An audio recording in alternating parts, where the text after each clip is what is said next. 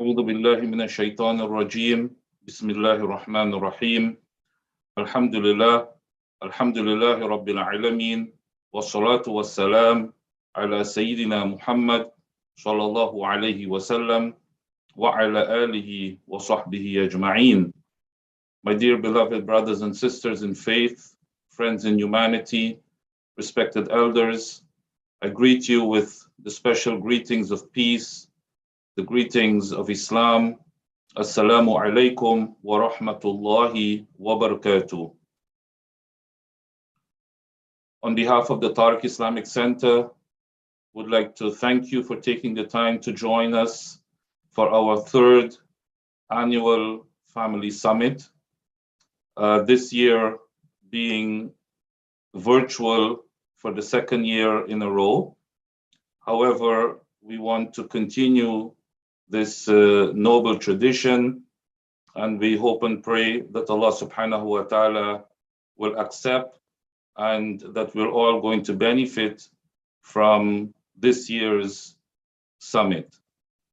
The TARIC Islamic Center has chosen to unite families during this much deserved Family Day weekend, this break that we all need in winter.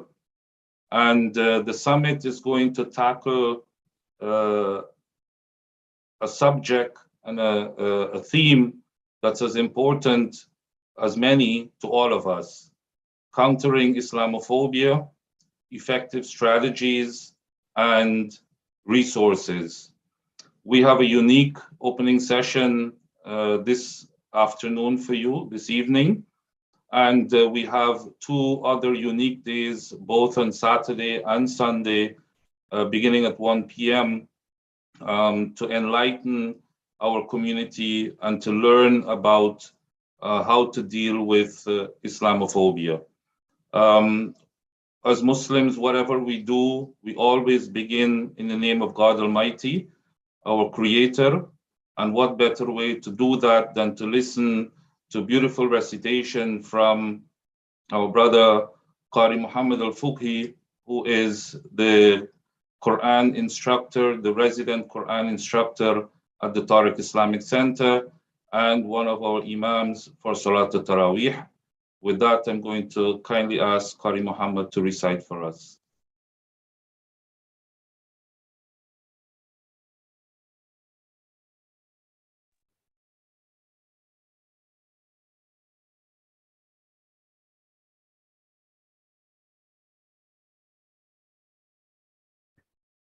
أعوذ بالله من الشيطان الرجيم.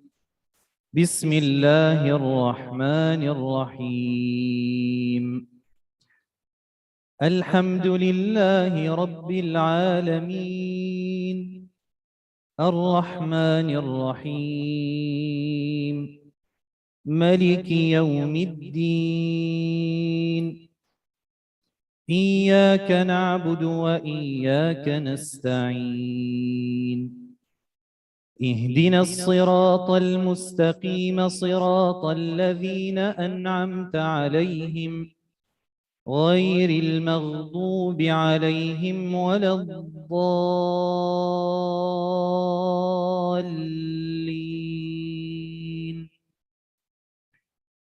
بسم الله الرحمن الرحيم. يا أيها الذين آمنوا اتقوا الله حق تقاته ولا تموتن إلا وأنتم مسلمون واعتصموا بحبل الله جميعا ولا تفرقوا واذكروا نعمة الله عليكم إذ كنتم أعداء فألف بين قلوبكم فأصبحتم بنعمته إخوانا وكنتم على شفا حفرة من النار فأنقذكم منها كذلك يبين الله لكم آياته لعلكم تهتدون ولتكن منكم أمة يدعون إلى الخير ويأمرون بالمعروف وينهون عن المنكر وأولئك هم المفلحون ولا تكونوا كالذين تفرقوا واختلفوا من بعد ما جاءهم البينات وأولئك لهم عذاب عظيم يوم تبيض وجوه وتسود وجوه فأما الذين اسودت وجوههم أكفرتم بعد إيمانكم فذوقوا العذاب بما كنتم تكفرون وأما الذين ابيضت وجوههم ففي رحمة الله هم فيها خالدون تلك آيات الله نتلوها عليك بالحق وما الله يريد ظلما للعالمين ولله ما في السماوات وما في الأرض وإلى الله ترجع الأمور كنتم خير أمة أخرجت للناس تأمرون بالمعروف وتنهون عن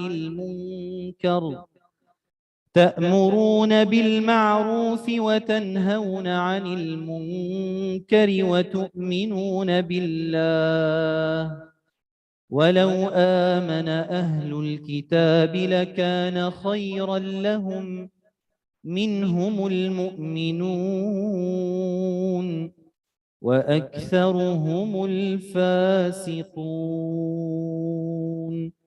صدق الله العظيم.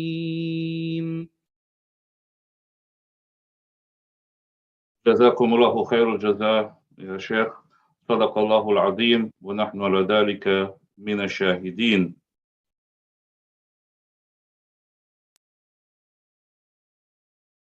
With that, I'm going to, at this time, read the land acknowledgement.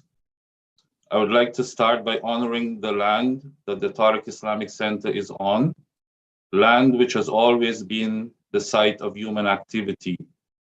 It is the traditional territories of the Huron-Wendat, Anishinaabe, the Chippewa, the Haudenosaunee Confederacy, and most recently, the Mississaugas of the Credit River Nation, the Credit River First Nations. Ontario is covered by 46 treaties and other agreements, and is home to many Indigenous nations from across Turtle Island, including the Inuit and the Métis. These treaties and other agreements, including the One Dish with One Spoon, One Boom Belt Covenant, are agreements to peacefully share and care for the land and its resources. Other Indigenous nations, Europeans, and newcomers were invited into this covenant in the spirit of respect, peace, and friendship. We are mindful of broken covenants, and we strive to make this right with the land and with each other. We're all treaty people.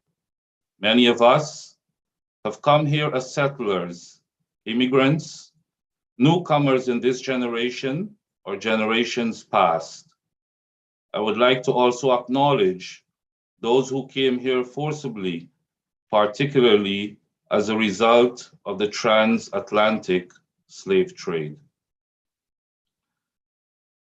My dear beloved gathering, as we continue our program, we're going to listen to the formal welcome address to this year's summit, which will be done by the chairman of the TARIC Islamic Center, our brother Harun Salamat, who needs no introduction within the congregation of the TARIC Islamic Center, but beyond in the province of Ontario and Canada for his pioneering work in building the Muslim community.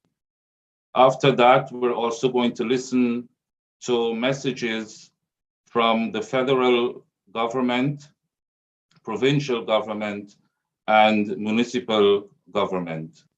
With that, we're going to listen to Brother Harun Salamat's message.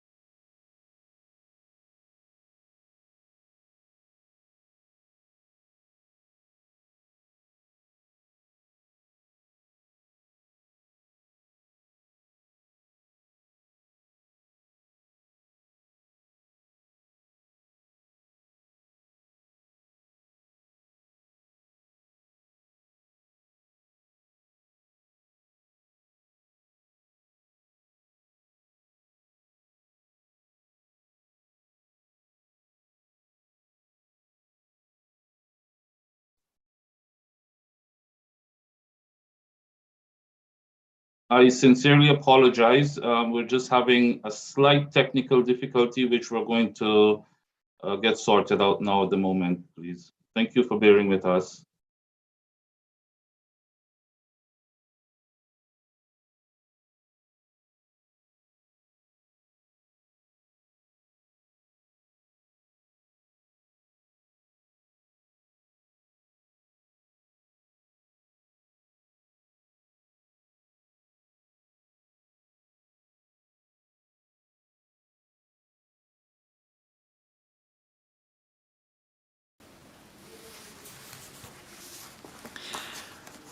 Assalamu alaikum wa rahmatullahi wa barakatuh. May the peace and blessings of God Almighty be with all who are joining us this weekend for this unique program. All praise is due to Allah, and we beg Him to continue showering His choicest blessings on our beloved Prophet Muhammad. May the peace and blessings of God be with him. The TARIC Islamic Center has been providing dynamic leadership in serving the Muslim community by organizing educational, sports, and social service programs, in addition to religious observances and social events that meet their needs, while actively reaching out to all non-Muslim Canadians. During the pandemic, TARIC organized the first meeting of Muslim leaders in the GTA, which blossomed into the Canadian Muslim COVID Task Force. TARIC led in the promotion of adhering to public health measures and was perhaps the first mosque in Canada to offer on-site adult and pediatric vaccination clinics. I want to welcome all to this family weekend seminar on countering Islamophobia. The subject is extremely important since Islamophobia is becoming more widespread and serious not only in Canada but throughout the world. 5 years ago in Quebec City, 6 people lost their lives to a neo-Nazi who also injured 19 others in the massacre that got worldwide attention. In 2020, Mohammed Aslam Zafis was stabbed to death outside the IMO mosque while watching the premises. A most heinous crime was committed in London, where 5 members of one family were run down with a pickup truck, killing 4 of them and wounding the 5th very seriously. The perpetrator was charged with terrorism offenses. In Alberta, there has been a series of violent attacks on women wearing hijabs. In fact, Muslim women bear the brunt of the attacks of harassment and molestation, since they are the visible face of Islam. This weekend summit is packed with well-informed speakers from various fields of expertise, and they are all prepared to address the subject of Islamophobia from many points of view. The main aim of tackling this daunting theme of countering Islamophobia, effective strategies and resources during the 3 days is to openly talk about Islamophobia, deconstruct its narratives, and then reconstruct new positive and realistic narratives around Muslims. Responding to Islamophobia is vital and a moral responsibility.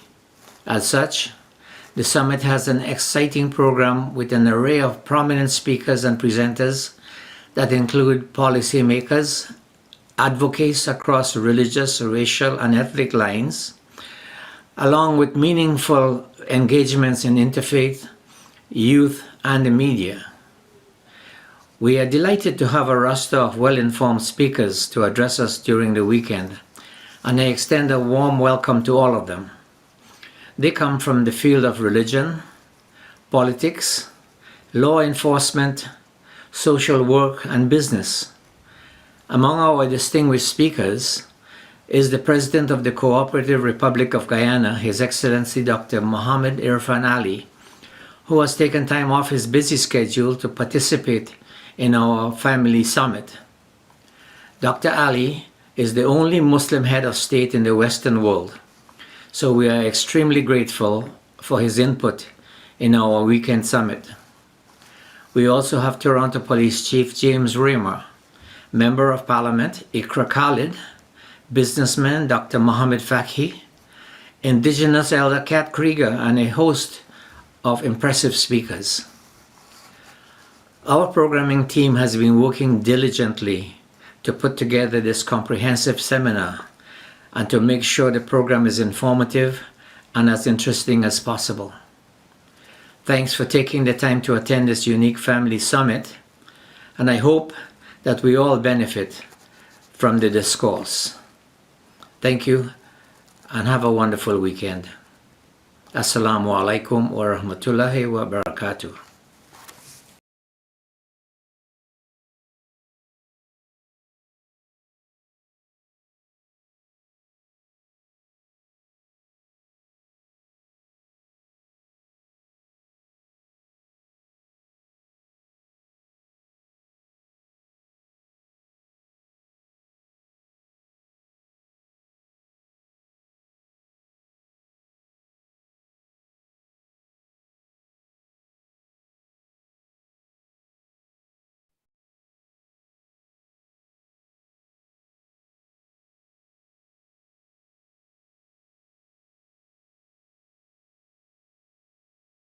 This is our message from the Prime Minister of Canada. It is with great pleasure that I welcome you to the TARIC Islamic Center for this year's Family Summit. Since its establishment in 1991, the TARIC Islamic Center has served and supported Muslim Canadians in the Toronto area. We all know the center as an inclusive and respectful place of learning and community. This year, the center has brought community members together for a summit entitled Countering Islamophobia, Effective Strategies and Resources. This is an opportunity for community members to hear from a variety of distinguished speakers on topics related to an important theme. Canada draws strength from its diversity and the positive atmosphere cultivated by the TARIC Islamic Center is integral to relationship building and cultural understanding between Canadian Muslims and Canadians from all backgrounds. Thank you to the organizers of the 2022 edition of the Family Summit, and to all of you in attendance. Please accept our warmest wishes. Message from the Prime Minister of Canada. Hi, it's an absolute pleasure to bring again warm greetings to everyone tuning in to this year's Family Summit. And thank you to the Toronto and Region Islamic Congregation for hosting this important event and being a champion for the community. Ontario is proud to be home to a strong and resilient Muslim community, one whose leadership and remarkable achievements have contributed greatly to the economic and cultural growth of our great province. Our strength as a province comes from our diversity. In the spirit of this annual summit, I reflect upon our many shared values of compassion, generosity, and the importance of family. But let me take a moment to say that like many of you, I share the deep concern over the recent acts of hate and Islamophobia in our country. I want to be very clear when I say that Islamophobia has no place in Ontario. As Premier, I will always stand with our Muslim community and protect the right of every person in Ontario to worship, practice their faith, and live their lives free of violence and intimidation. In fact, our government recently announced a $25 million investment in a new grant program to support faith-based and cultural organizations, enhance safety and security measures. We have also doubled our investment in anti-racism, anti-hate grant to support local projects that increase public education and awareness on the impact of racism and hate. Friends, we will stand united as we work towards building a stronger, safer, and more inclusive province for all Ontarians. Thank you.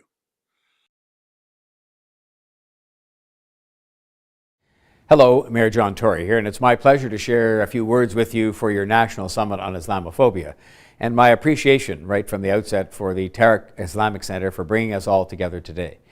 This summit is such an important forum to address the extremely troubling rise in Islamophobia, including shocking acts of violence against Muslims and the work that we can do together to address those acts and other things that unfortunately come with them. Fittingly, this year's theme, Countering Islamophobia, Effective Strategies and Resources, addresses just that. And I have no doubt that this deliberation will yield really valuable strategies for the work that remains ahead. As we all know, there's a lot of work that needs to be done. This past year, I visited the sites of 2 acts of vandalism at TARIC alone, both of which were incredibly frightening. They were disappointing. They were emotional for the community and for me included to see these acts of violence and threats directed at members of our Muslim community in sacred places devoted to peaceful prayer. You know, the place you go to pray is supposed to be the most peaceful and safe place of all. And so these kinds of incidents are absolutely unacceptable. Islamophobia in any form has absolutely no place in our city, period. So I want to extend my support and my sympathy to the community at large. I know that as you've shared with me how hurtful and devastating and disappointing these acts of violence are, I just needed to hear the pain in the voices of the people in positions of leadership at TARIC showing me the brick that was thrown through the window. And you know, it seems like a small thing in a certain way, but it's a big thing. And it has a big impact on people, and it reminds us of how much work that we have to do. And please know, this form of hate and prejudice and bigotry will not be tolerated. This annual summit in and of itself with everyone involved will yield real results. And so for that, I thank you all. As mayor, I remain resolute and firm on my commitment to tackling Islamophobia and other forms of hatred and discrimination, all forms of hatred and discrimination in Toronto. And I will not rest until every resident feels safe and feels embraced and feels empowered in our city. I've moved a motion in council to address the rise in Islamophobia and met with leaders in the community several times to discuss ways that our city can support the community. And this led in turn to the establishment of a permanent advisory circle moving forward so that we can have an ongoing dialogue on this. We're also providing anti-Islamophobia training to city staff. If we want to see change, we need to take the lead right here at City Hall. Myself and the staff in my office, we will be taking that training in the month of March. We know that this change, though, can't just take place at the city or come from the city, and that is why I support any action the Government of Canada and the Government of Ontario can take to update our hate crime laws, for example, to help combat Islamophobia, including measures dealing with online hate. But we know that it is incumbent on every single Torontonian, every single Canadian, to do their part to fight Islamophobia, wherever it comes about. We all have a role to play in combating hate. On the COVID-19 front, I want to extend my gratitude to the chairman, Mr. Haroon Salamat, along with the executive members and the staff and the volunteers for your incredible support through the pandemic, especially as valued members of our Team Toronto vaccination efforts. TARIC hosted several on-site mass vaccination clinics, including pediatric clinics. These clinics served as a shining symbol in Toronto, showcasing the incredible team effort among all communities, including faith communities like yours, to protect Torontonians. And this did inspire other faith communities right across the city to join Team Toronto to help protect residents against COVID-19. I had the pleasure of visiting one of these clinics, and it was remarkable. It was inspiring to see TARIC's trusted and cherished engagement in the community that caused people to come out because you welcomed them to come and get vaccinated. And so for that and many other things you do in the service of building a stronger and better community, I can't thank you enough. The work to confront Islamophobia, that's one more thing you're doing, or any hatred directed at any communities or individuals in our city, does not end with today's important discussion. It will continue, it must continue, and I will be doing everything I can as mayor to ensure that it does continue and that it does lead to meaningful change. I look forward to hearing about your findings from this summit and the actions both the city and myself can take to bring an end to Islamophobia. Thank you again for what you're doing.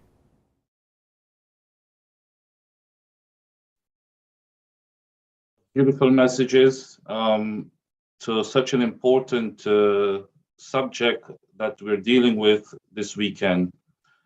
My dear beloved gathering, we continue our program with no other than our dear and respected scholar, Dr. Munir Al-Qasim, who has taken the time to join us for this special program.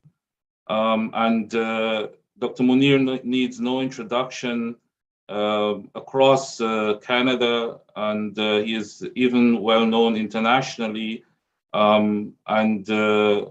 We have the bios of all our presenters on our brochure. We kindly ask you to take a moment to read about all of these presenters and speakers.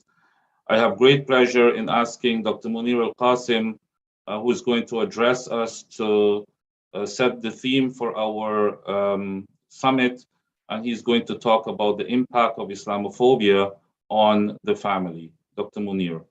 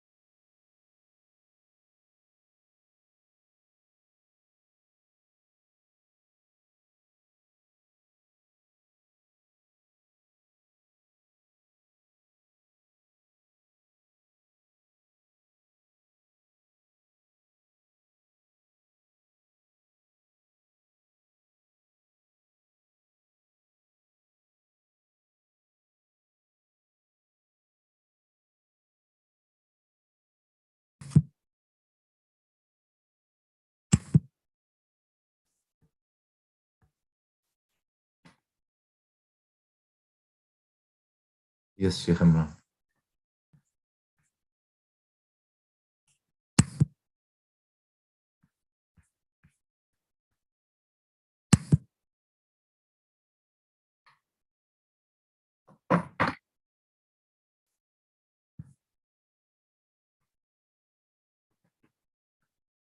بسم الله الرحمن الرحيم. الحمد لله وأشهد أن لا إله إلا الله والصلاة والسلام على رسول الله وعلى آله وصحبه ومن والاه. رب اشرح لي صدري ويسر لي أمري واحلل عقدة من لساني يفقه قولي. To my brother Sheikh Imran Ali and my dear brother Harun Salamat and all the TARIC family and those who are watching all over the world, I greet you with Assalamu alaikum wa rahmatullahi wa barakatuh.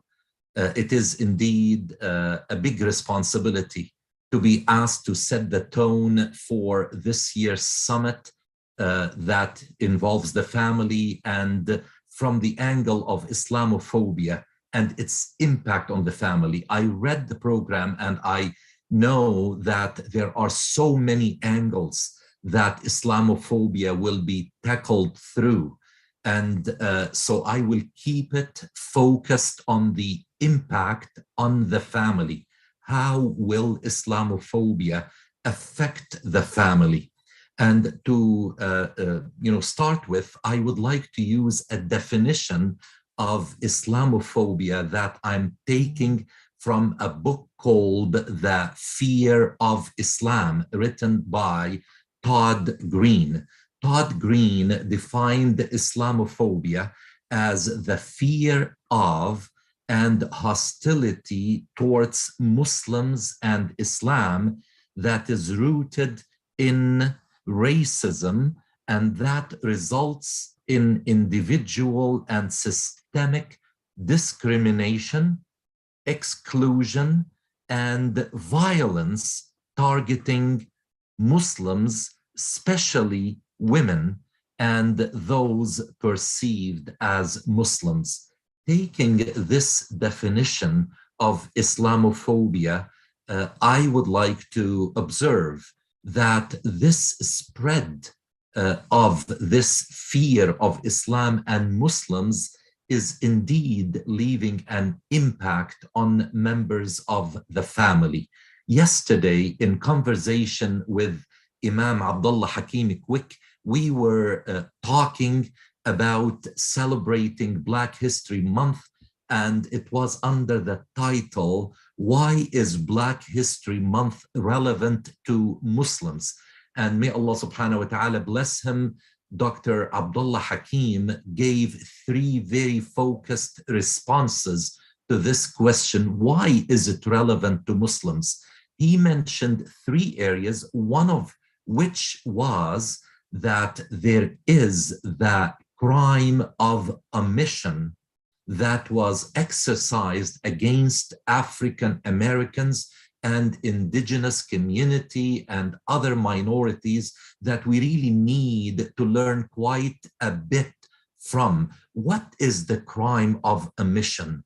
Now, in trying to subjugate and keep African Americans under control and enslaved, the white master separated from them anything that would enhance their identity. So in a way, they tried to omit from their daily lives anything that is relevant to their lives as proud Africans. And the same was done to the indigenous community when they were sent to those infamous schools, where we discovered a few months back that there were mass graves and horrible things were committed. Now, Dr. Abdullah Hakim Quick observed, and rightly so, that there is a crime of omission from the children, Muslim children, youth of this community, whereby slowly but steadily many things are impacting the way they look at their Islamic identity. And that's the gateway to their belonging to the family from where they originated. So this is the connection that they are feeling, that their identity as Muslims is not being strong. And in a survey that not too long ago was conducted among 5,000 youth between the ages of 18 and 28, 5,000 youth who belonged to all faith traditions you can think of. The percentage of those youth who do not associate with their faith tradition anymore in continental North America was 28%, a little bit more than a quarter of those 5,000 people, 5,000 youth, 18 to 28, they said we cannot feel belonging to our faith tradition. From the Muslims within this sample, the average or the percentage was not far off from the 28%. 23% of Muslim youth from North America declared that they do not feel any belonging to their Islamic tradition. And that is extremely alarming. And many of them indicated that the pressures are so tremendous. Many of them indicated that the traditional Islamic discourse does not connect with their everyday interests anymore, that the classical way of delivering our religious information and knowledge to our youth is not meeting their needs. Many of them indicated that there is a big divide between the traditions of their parents and their own North American traditions. So many things. You see, a family is multidimensional in the way it receives the different challenges that it has to adjust to. Now, Islamophobia was one of those things that made the youth feel that either they, belong to the family and end up isolating themselves from the rest of the environment that, for their age, feel they need to belong to, is really impacting them big time. And that's where we find that Islamophobia is pulling the youth and teenagers away from the family. And add to that the pressures of things like the pandemic and the spread of mental illnesses, depression. Many of them just started their careers and only to find out that they were, laid off, and many of them are now, just sitting in front of a screen to get their education, and all kinds of things ended up making the family extremely vulnerable. And we know that the family is the incubator of faith, it is the incubator of citizenship, it is the incubator of morality, it is the incubator of identity. And when you put all those four things together, and the need of young people to really develop that faith, to discover what their morality is, and to find if the family is serving their citizenship, all of these things put together, the young people, Muslim young people, are finding it extremely stressful to really, associate between their families and the society at large, because young people like to belong. And if parents are unable, because of that divide I mentioned, to really help their teenagers and young adults to develop into strong Muslims in this society, then the children, most of the time I'm finding, are choosing to just basically go on their own and leave that nest, leave that family. So that's, in a nutshell, is the direct impact of Islamophobia on the family and the structure of the family. Now, there is Islamophobia also that is coming from within And I mean by within that young people, when I mentioned they need something that relates to their everyday challenges, yet they get only those messages that add to their feeling that indeed those messages that are coming through the media find a place in their consciousness. They accept those messages because the classical approach to dealing with their issues, their struggles, their challenges does not rise to the level that they really deserve. So partly we, the people who are delivering the message, are responsible to do something to renovate. And I mean by renovate, after 2 years of delivering messages through this virtual platform, which filled a space, this gap that was created, we were able to fill it through this technology. But my experience is that this should not continue as a main way or the main way of delivering messages, especially to young people. Young people do not like to receive that knowledge through a dull screen. I know that, this year's summit continues to be delivered virtually, but hopefully next year we will be able to have a physical get-together to celebrate a summit. I believe it will be the 3rd family summit that TARIC Islamic Center will be conducting. And I hope that many youth will attend, inshallah, God willing, and we will be able to celebrate together. Now, what shall we do about Islamophobia and lessening its impact on the family? You see that there is that dimension of the family and the dynamics within the family, and then there is also the dynamics of Islamophobia that is coming from so many places around the world. We know now that Islamophobia is not local.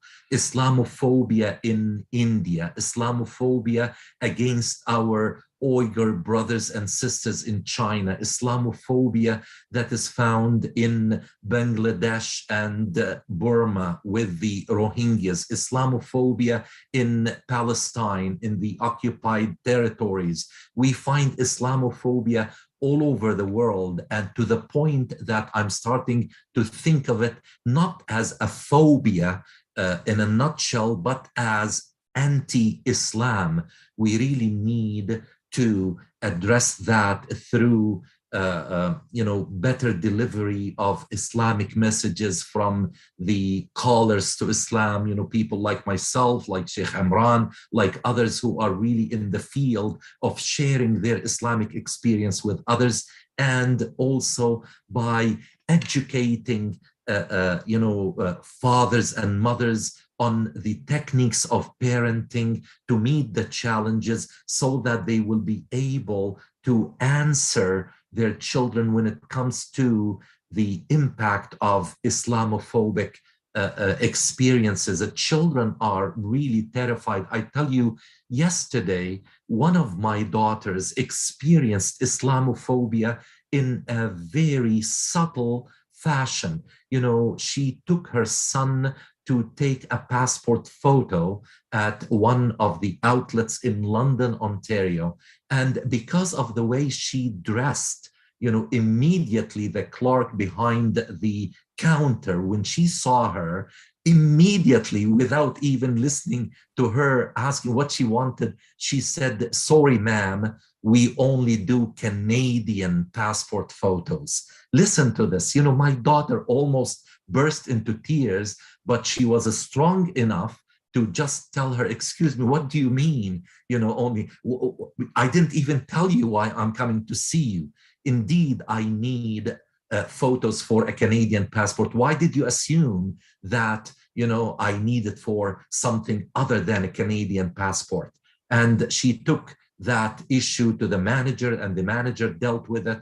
And I'm hoping that we will be able to stand up for our rights and help our youth, our teenagers, so that this unit that we call the family will overcome the challenges that itself is facing. You know, we really need to have the identity of our youth strengthened in this stormy weather. I am aware that the time is extremely important, and I'm looking at my watch here, and I know that His Excellency, the President of Guyana, will be joining this summit, and I know that his time is extremely important.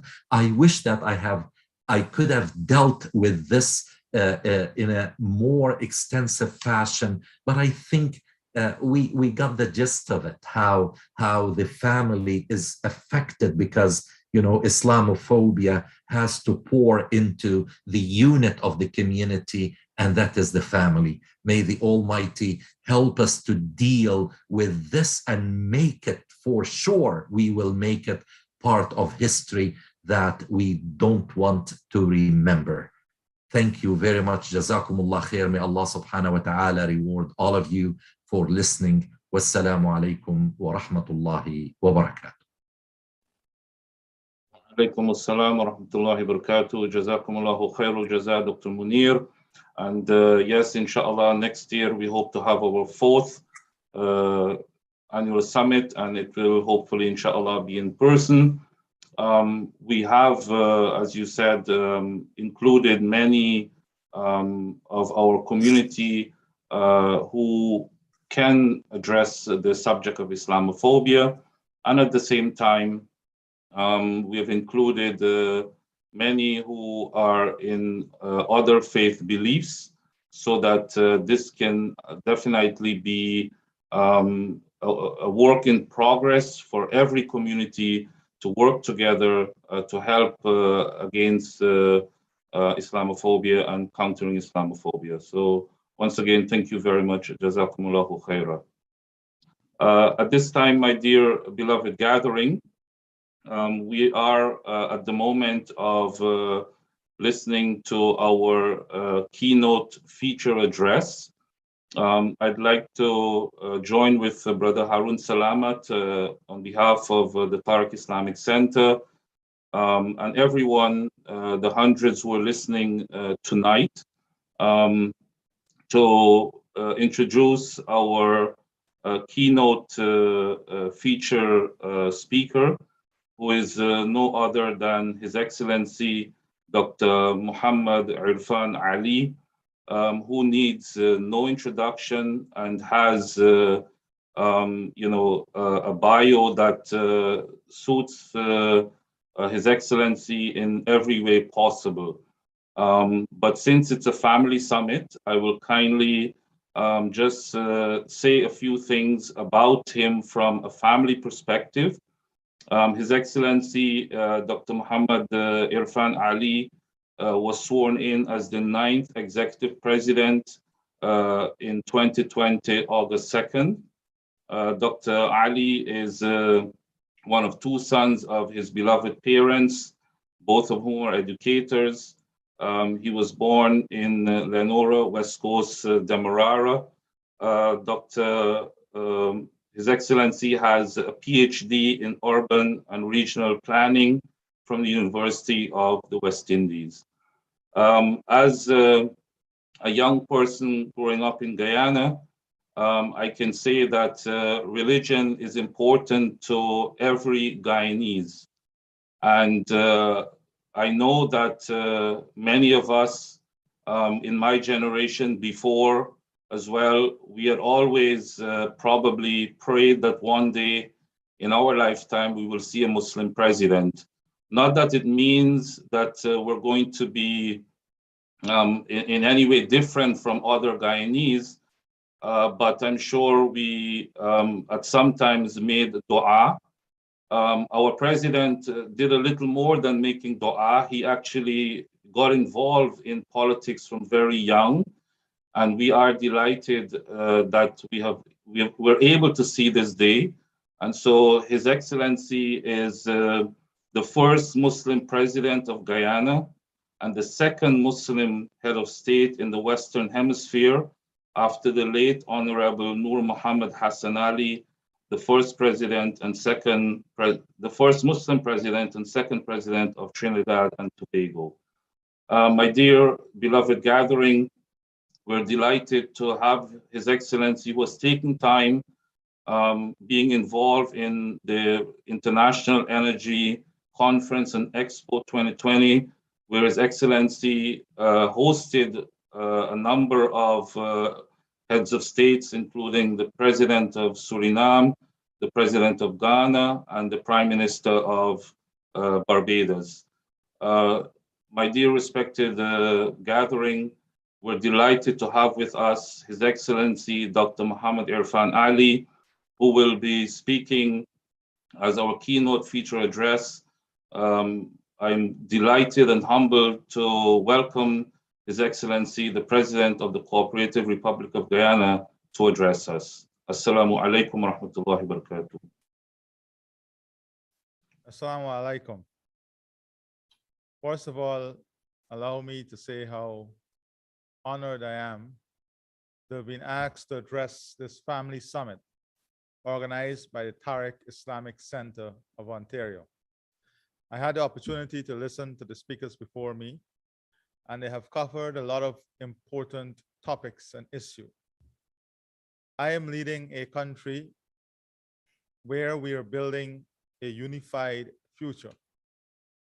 Our theme in building that unified future is one Guyana, a Guyana in which all Guyanese, regardless of your social status, your political persuasion, or your religious persuasion, all of us as a family make up the one Guyana concept. And it is our collective whole that will allow us to have a situation where in our country we can have prosperity for all. I therefore applaud the TARIC Center for its observance of Family Day in Canada and for doing this over the past years by focusing on this important institution, the family, the basic cell of human organization. I'm sure for a TARIC Center like us in Guyana, when we speak of the family, we're not limiting ourselves to the singular definition of what a family is.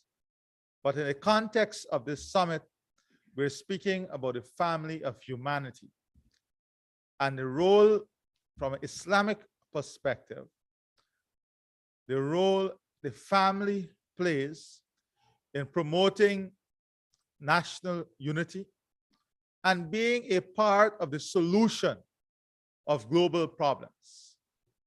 The pandemic has constrained face-to-face summits. This pandemic's impact on the family has not escaped attention. The resilience of Muslim families in the pandemic era was a theme of last year's Family Summit. This year, the focus is on the threat posed by Islamophobia. I've been started to speak in a segment dealing with the impact of Islamophobia on the family. But I believe that a useful starting point for any discussion on Islamophobia has to begin at the level of the larger human family, our shared civilization. If Islamophobia is to be dealt with, greater attention has to be paid to its manifestation in a wider society. As such, I wish to focus on the need for a response to this issue at the social level, Islamophobia. There exists no universal acceptance or acceptable definition of Islamophobia, but the one which I think covers the broad range of actions or activities which are usually considered as constituting Islamophobia was expressed by a British NGO known as MEND Muslim Engagement and Development. They define Islamophobia as follows. Islamophobia is a prejudice, aversion, hostility, or hatred towards Muslims, and encompasses any distinction, exclusion, restriction, discrimination, or preference against Muslims that has the purpose or effect of nullifying or impairing the recognition, enjoyment, or exercise or an equal footing of human rights and fundamental freedoms in a political, economic, social, cultural, or any other field of public life. Islamophobia represents an assault on the human right of Muslims. The United Nations discourse last year noted that ever since 9/11 attacks, and I quote, Islamophobia has become more pervasive and systematic, infringing on the fundamental rights and freedom of Muslims around the world. Two important points to note in that quotation. It has become more frequent and more pervasive. Islamophobia has become a physical threat to the survival of Muslims. The attacks in which Muslims have been targeted have resulted in loss of lives, injury, and damage to property. Islamophobia is a social disease. It fosters hatred, prejudice, bias, and discrimination against persons on the basis of their identification or perceived identification as Muslims. It is disruptive to social cohesion and social harmony. As such, Islamophobia also represents a potent threat to multiculturalism. Islamophobia has no place in civilized societies, and it is at odds with the ideal of civilization, multiculturalism, in which all are recognized, valued, and respected. Guyana and Canada are both multicultural societies, and we both recognize the need to engender respect from our internal diversity. Canada and Guyana also face the challenges associated with multiculturalism, including ethnic prejudice, discrimination, hatred, and physical attacks on persons, particularly minorities. We can help each other by sharing our experiences and by identifying what has worked for each of us. The Family Summit is an opportunity for us to do so. Consistent with this theme of this Family Summit, countering Islamophobia, effective strategies, resources, and best practices, I would like to provide 3 principles that I believe are important in countering Islamophobia. Firstly, religious freedom. The first phase of these is the importance of laws that promote and protect religious freedom and protect religious communities from being denigrated. Islamophobia is a human rights concern. And I want to pause and make note of what I just said. It is respect for every single human, respect for their values, respect for their religious belief. It is not only respect from an Islamic perspective or respect for Muslims. It is respect for every single group that makes up the family of humanity. The law is the guardian of society. And while the law does not offer any immunity against hate crimes, it does have the potency to punish those who commit Islamophobic offenses. In Canada, you have at your disposal laws and international instruments which protect you as a religious community. Those laws must become part of the arsenal of organizations that are striving to protect the victims of Islamophobia. In Guyana, our constitution protects freedom of conscience. It provides that, and I quote, no person shall be hindered in the enjoyment of his or her freedom of conscience. It proclaims that this freedom includes freedom of thought and of religion, freedom to change his or her religion or belief, and freedom either alone or in community with others and both in public and in private, to manifest and propagate his or her religion or belief in worship, teaching, practice, and observance. None of us can be judges for any of us. And we should not at any time try to judge a community or try to judge anyone. What we do is to educate them. That is our responsibility, to educate. After we would have fulfilled our responsibility of educating people, then it is their responsibility. It is their consciousness that is held accountable. We have no right to believe that through force or other means, we should try to impose ourselves on anyone. And when I say our, I'm speaking about humanity, about any segment of the human family. Our Constitution also outlaws discrimination on the basis of religion, religious belief, or culture. Canadians also enjoy the right to religious freedom and freedom of conscience. It is imperative that these freedoms be emphasized, especially in the context of incidents of Islamophobia. You need to always affirm freedom of conscience as a fundamental human right. Affirming religious freedom is one way to promote greater respect for your right to be accepted as a Muslim and coexist with others in peace and security. Religious freedom also is the bedrock of protection for religious minorities. It ensures that laws and regulations and practices cannot be instituted which discriminate against your right to your religious beliefs and practice. Freedom from discrimination on the basis of religion and conscience is especially important in protecting you against institutional bias, including in the media. Such biases can and should be lawfully challenged as being in contravention of human rights. The second principle that I want to recommend is greater interreligious dialogue. We have found in Guyana that when our religious leaders speak to each other, when they openly discuss issues and take common positions on issues, it makes a powerful statement to our societies about the need for religious tolerance and understanding. Dialogue is a path to peace and understanding. It may take longer than other methods, but the benefits are more enduring. I encourage the practice of interreligious dialogue as a means of forging greater understanding. I recommend it as a means of dismantling the barriers of suspicion and mistrust.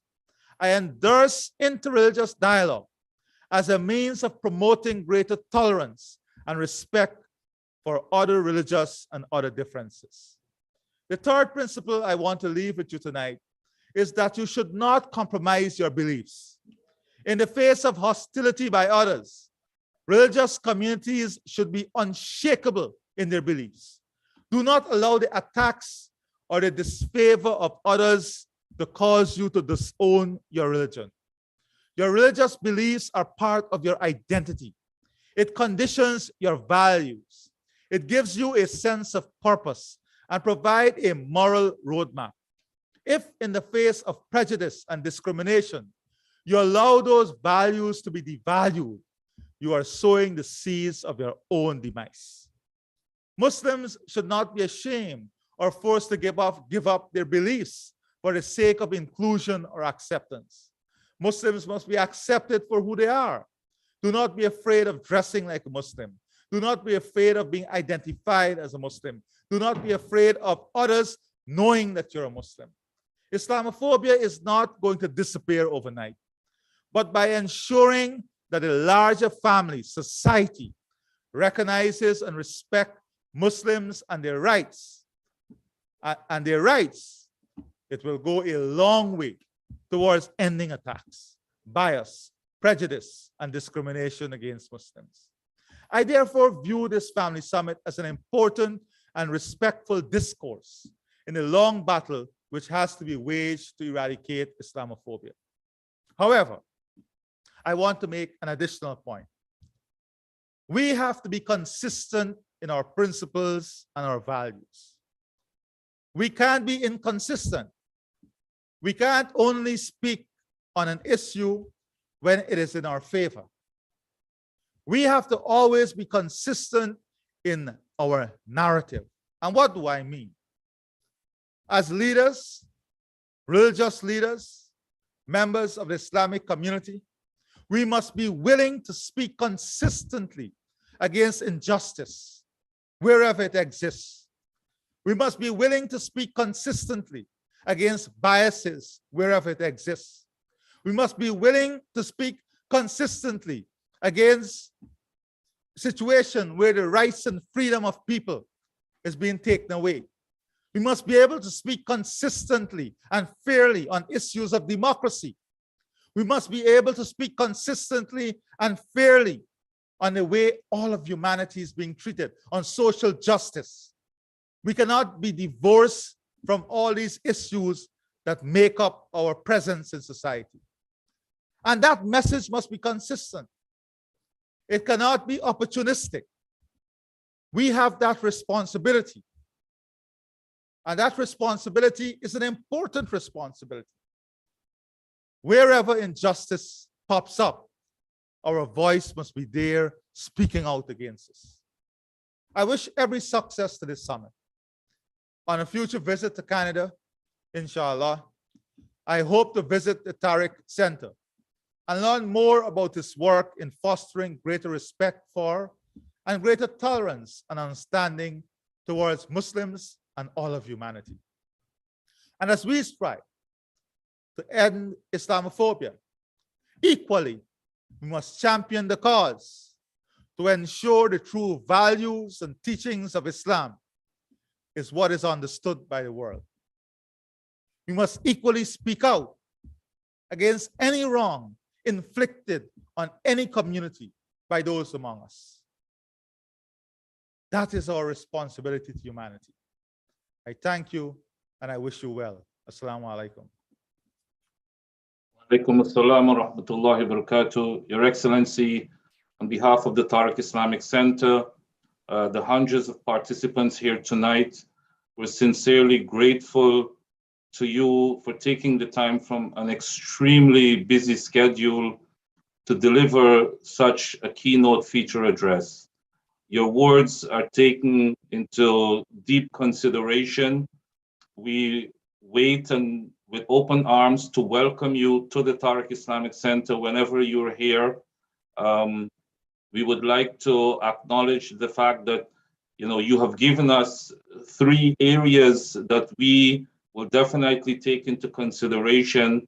And it's as if you already knew what we were planning. We have included a number of participants to cover the areas that you have highlighted, in terms of protecting religious freedom, interreligious dialogue, and we do not compromise our beliefs. So, Your Excellency, it's really an honor for the TARIC Islamic Center, the Guyanese diaspora, the West Indian diaspora here in Canada, and all the participants to listen to your words of wisdom. And we pray that you will continue to lead in the Western Hemisphere in the best way possible, first and foremost for your people, in pleasure to please Allah subhanahu wa ta'ala. Kindly accept our deepest gratitude to you and your government, and extend happy family day to your beloved parents and family. And we thank you for joining us, Your Excellency. Wassalamu alaikum wa rahmatullahi wa barakatuh. Thank you. My dear beloved brothers and sisters, we will continue our program. I hope that His Excellency's address will give us some time to really ponder on how important this subject is. I know that our next item on the agenda, as you would see, is slated for 8 o'clock. What we're going to do is going to take a few minutes just for those who may want to perform Salatul Isha. Please, no need to log off. Stay connected, and we're going to be back in 10 minutes to resume our program, inshallah ta'ala.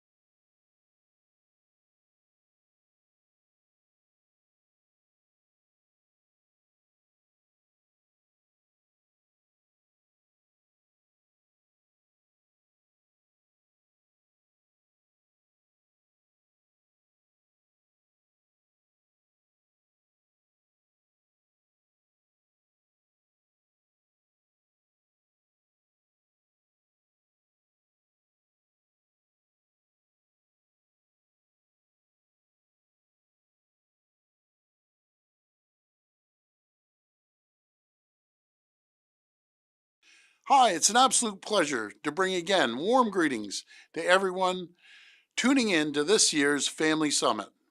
And thank you to the Toronto and Region Islamic Congregation for hosting this important event and being a champion for the community.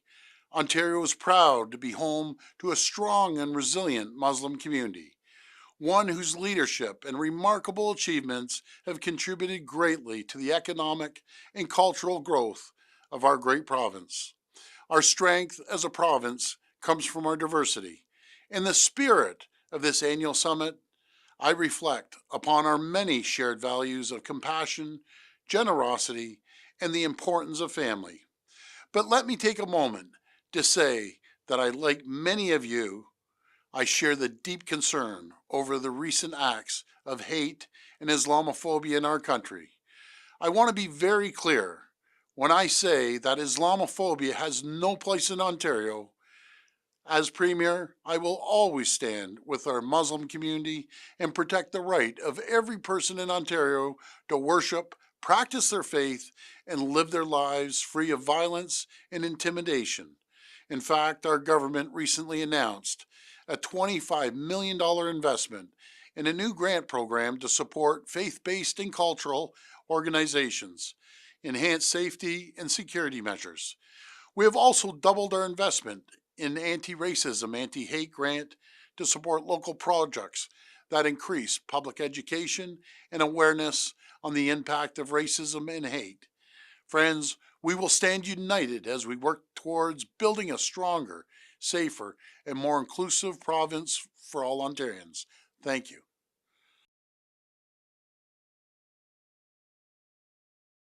Hello, Mayor John Tory here, and it's my pleasure to share a few words with you for your National Summit on Islamophobia, and my appreciation right from the outset for the TARIC Islamic Center for bringing us all together today. This summit is such an important forum to address the extremely troubling rise in Islamophobia, including shocking acts of violence against Muslims and the work that we can do together to address those acts and other things that unfortunately come with them. Fittingly, this year's theme, Countering Islamophobia, Effective Strategies and Resources, addresses just that. And I have no doubt that this deliberation will yield really valuable strategies for the work that remains ahead. As we all know, there's a lot of work that needs to be done. This past year, I visited the sites of 2 acts of vandalism at TARIC alone, both of which were incredibly frightening. They were disappointing. They were emotional for the community and for me included to see these acts of violence and threats directed at members of our Muslim community in sacred places devoted to peaceful prayer. You know, the place you go to pray is supposed to be the most peaceful and safe place of all. And so these kinds of incidents are absolutely unacceptable. Islamophobia in any form has absolutely no place in our city, period. So I want to extend my support and my sympathy to the community at large. I know that as you've shared with me how hurtful and devastating and disappointing these acts of violence are, I just needed to hear the pain in the voices of the people in positions of leadership at TARIC showing me the brick that was thrown through the window. And you know, it seems like a small thing in a certain way, but it's a big thing. And it has a big impact on people, and it reminds us of how much work that we have to do. And please know, this form of hate and prejudice and bigotry will not be tolerated. This annual summit in and of itself with everyone involved will yield real results. And so for that, I thank you all. As mayor, I remain resolute and firm on my commitment to tackling Islamophobia and other forms of hatred and discrimination, all forms of hatred and discrimination in Toronto. And I will not rest until every resident feels safe and feels embraced and feels empowered in our city. I've moved a motion in council to address the rise in Islamophobia and met with leaders in the community several times to discuss ways that our city can support the community. And this led in turn to the establishment of a permanent advisory circle moving forward so that we can have an ongoing dialogue on this. We're also providing anti-Islamophobia training to city staff. If we want to see change, we need to take the lead right here at City Hall. Myself and the staff in my office, we will be taking that training in the month of March.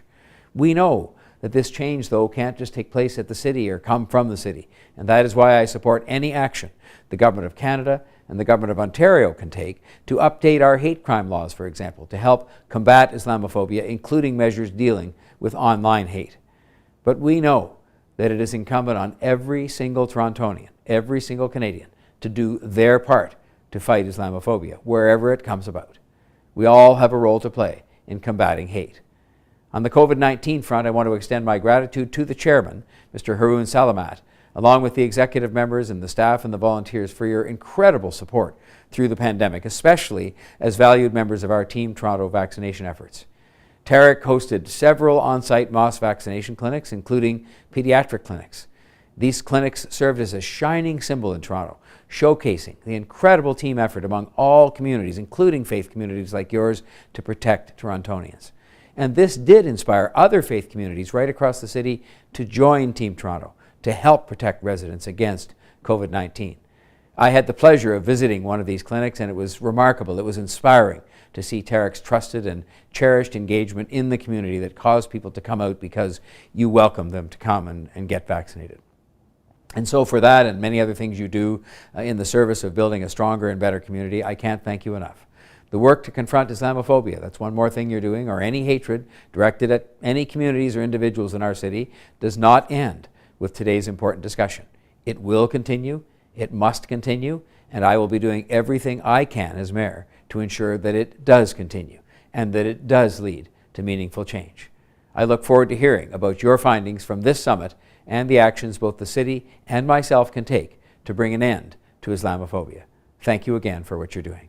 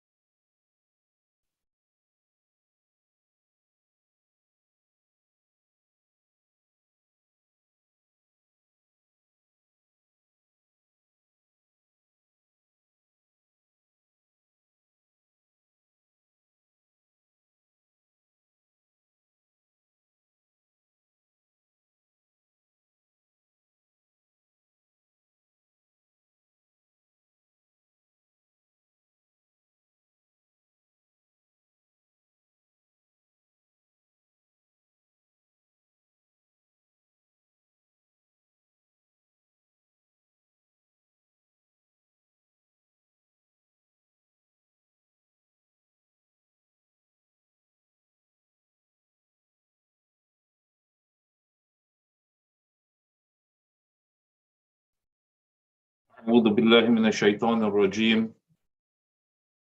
بسم الله الرحمن الرحيم.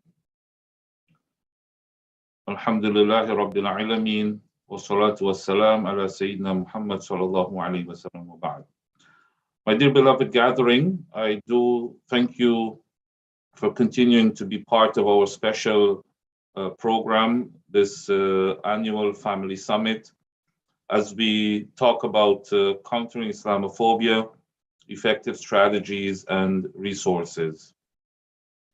I'm sure you'll all agree with me that Dr. Munir's presentation has been spot on, and our President of the Cooperative Republic of Guyana, His Excellency Dr. Muhammad Irfan Ali, has really given us food for thought, especially coming from an elected official. And we hope and pray that as we continue our program tomorrow and Sunday, that you will find the presenters connecting with you in different areas that we can all find ways of countering Islamophobia. Today, as we continue this evening, we thought of including in our program a unique aspect, which is to talk about what happens when Islamophobia occurs, and something that's unknown much in the Muslim community, unfortunately. Is about something that happened where legal history was made while standing up to Islamophobia, and this was through the great stance that was taken by Dr. Muhammad Faqih, who needs no introduction. He is a philanthropist and is the CEO of Paramount Fine Foods, joining forces with our dear brother in faith, our brother Walid Sulaiman, who is a prominent lawyer here in Canada. And the two of them basically put their resources together in order for history to be made. And like I said, not many Muslims know about this, and we thought something of this nature should be highlighted within our community, and for us to know how we can go about countering Islamophobia. This is going to be a moderated session because it's the best way for our presenters to address the subject. And so our moderator tonight is going to be our brother Mark Strong, who also needs no introduction, the in-arena host for the Toronto Raptors and the national ambassador for Penny Appeal Canada. I remember the first time I saw Brother Mark on the court, and both of us weren't playing basketball, trust me. And I said to my sons, "Oh, I know that gentleman." They could not believe that I had actually known him. So for me, it's very close to heart to have him moderate this session. It's also very close to heart to have our two panelists, Dr. Muhammad Faqih, who was recently given the Order of Canada, someone who stands out, who I respect a lot, and he's so humbling. Whenever I meet him, it should be the opposite, but he is such a person. It's always a delight to meet him. And our brother Walid Sulaiman, who, as you know, with my experience at the border, Remember seeing him downtown, and he came to me and said, you know, Imam, if there's anything I can do, please reach out to me. So, you know, this group will really help us to understand how we can tackle Islamophobia. And so with that, I'm going to pass it to our moderator, Brother Mark Strong. Jazakallah khair, Sheikh. We appreciate being part of this incredible summit. You know, just for attending tonight, I want to thank everybody as well too who are in their homes and took time out to attend this evening. As I mentioned, very, very privileged to have been asked to mediate this evening's discussion. But I also want to thank Sheikh for inviting me, and also for the wonderful people who put together this summit consistently. You know, in all religions and races and walks of life, you know, you find the most that have the most success are the ones who come from a very strong foundation, typically starting from the home family. But there are other family structures that we all have, you know, in particular, our Muslim family, this ummah in particular, that we should be able to call upon when we are in need. And so tonight's topic of countering Islamophobia, effective strategies and resources, as you mentioned, we have the honor of having two giants in the Muslim community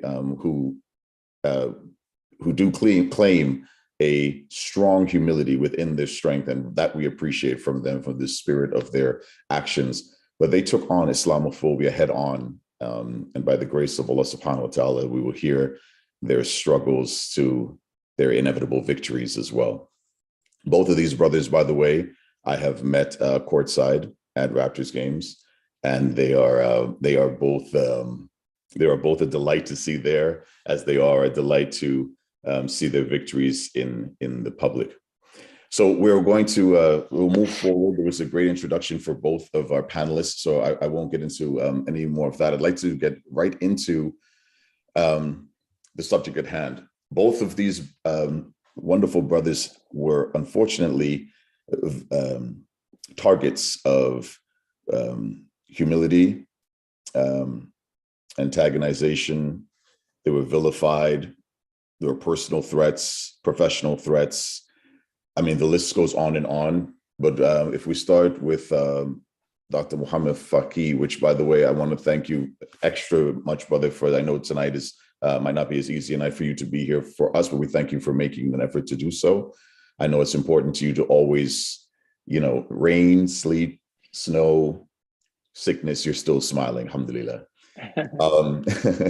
But I do want to mention to, if you want to just maybe say hello to the people here, and we'll move on to your case. Assalamu alaikum, and thank you very much. And definitely, Sheikh, thank you very much for putting this together. My brother Walid, I miss you so much, and it's good to see you here. And definitely, Mark, you know, I love you. I'm always looking forward. I was so looking forward to be here between you, Walid, and everyone else. So I'm looking forward to this for sure. MashaAllah. And Walid, you as well too, brother. Same smile, same demeanor, but yet that same burning passion to continue to hold high the in dignity and integrity the flag of Islam wherever you go, and justice for that matter. If you want to also say hi to everyone. Yeah, I just say assalamu alaikum to everybody. It's a real pleasure to be here. I promised to be here. I'm actually in London, England, but I had promised to do it, so it's a little bit late here. But I hope I don't look like I just came out of my bedroom. But that's it. So anyhow, it's a real great. I'm very excited about it. When the Sheikh asked, it was a very, very easy discussion, and really looking forward to having the dialogue today and sharing some experiences. Now, some of you might have read a couple of different articles that sort of covered these two brothers' cases. One in particular was a Toronto Star article that pretty much covered extensively what has happened to both within both of their cases and the hurdles it took for them to get past it. And I know Islamophobia and racism and discrimination and xenophobia all follow different levels in our society, whether it be at a corporate level, whether it be at an education level, whether it be in a legal, wherever it is, we find different pockets of that because it's not something that has a boundary or a barrier. You'll always find something of that nature. But these two models that showed the perseverance and the understanding to not only defend themselves, but in the intern also showed an extreme powerful front of non-tolerance to Islamophobia and non-tolerance to anti-Islamic behavior is something that we want to highlight today. So I want to sort of maybe have them briefly give us a background of these two cases. If you don't mind, maybe we'll start with Walid Suleiman, if you don't mind, who won a precedent-setting defamation award against a social media agitator who had publicly accused him of harboring crypto-Islamic terrorist links and hiding secret anti-Semitism. And this case was against him was compelling.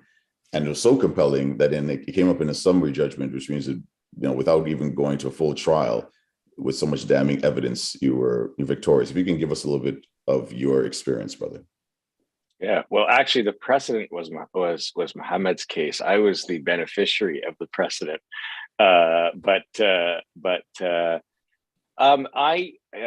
it all started. I think it was January of 2019. It wasn't too long ago, and I was chairing a political campaign, and there was a pretty silly sort of online blogger that has not even, I wouldn't even say a big following, but a bit of a following. And he just made a bunch of hateful remarks that I don't even want to repeat. They were just silly. And I think the experience is probably one that a lot of the listeners would have gone through, and I know that Muhammad went through, which is no one's really looking for a fight or trying to be a hero, for sure. And nobody wants to be known as a person who had to even take on this kind of a fight. That wasn't the goal. What I knew was that suddenly, there were people sharing these stories, and we got quite a bit of hate mail at my law firm. My family was being impacted, and so I got a lawyer to just send a letter saying, look, there's absolutely no foundation to any of your remarks, and why don't you just take them down? I wasn't even asking for an apology. Just take them down. No one's looking for a fight. And I think, again, as it was probably, I know it was similar in Muhammad's experience, and again, so many of your listeners, the response was, no, they're true, and really doubling down. And he sent another letter saying, listen, man, why don't you just take the stuff down, or we're going to sue you? And he tripled down, and in fact went on to his online video blog and started reading from the letters from the lawyers, tried raising money, and that sort of created a process that sort of lasted about 1.5 years. I worked with a lawyer that I have a great deal of respect for, a gentleman named Jonathan Lysis, who Muhammad had also worked with, and he's a longtime friend of mine. And we sued him. And again, I could tell you, even during the suit, again, I certainly wasn't looking for a newspaper article. I wasn't looking for something to amplify the defamation. And I have a practice in law that, being known as a social justice warrior is not actually something that is that you're aiming for. You're actually aiming for a certain level of anonymity when you're doing the kind of legal work that I do. So it wasn't really something we were looking for. We gave the young man multiple outs, multiple opportunities for walking away from the situation, trying to find sort of dignified ways. I was honestly actually a little bit worried about the young man from the respect of, I knew we were going to win, and I didn't, there had to be, in addition to some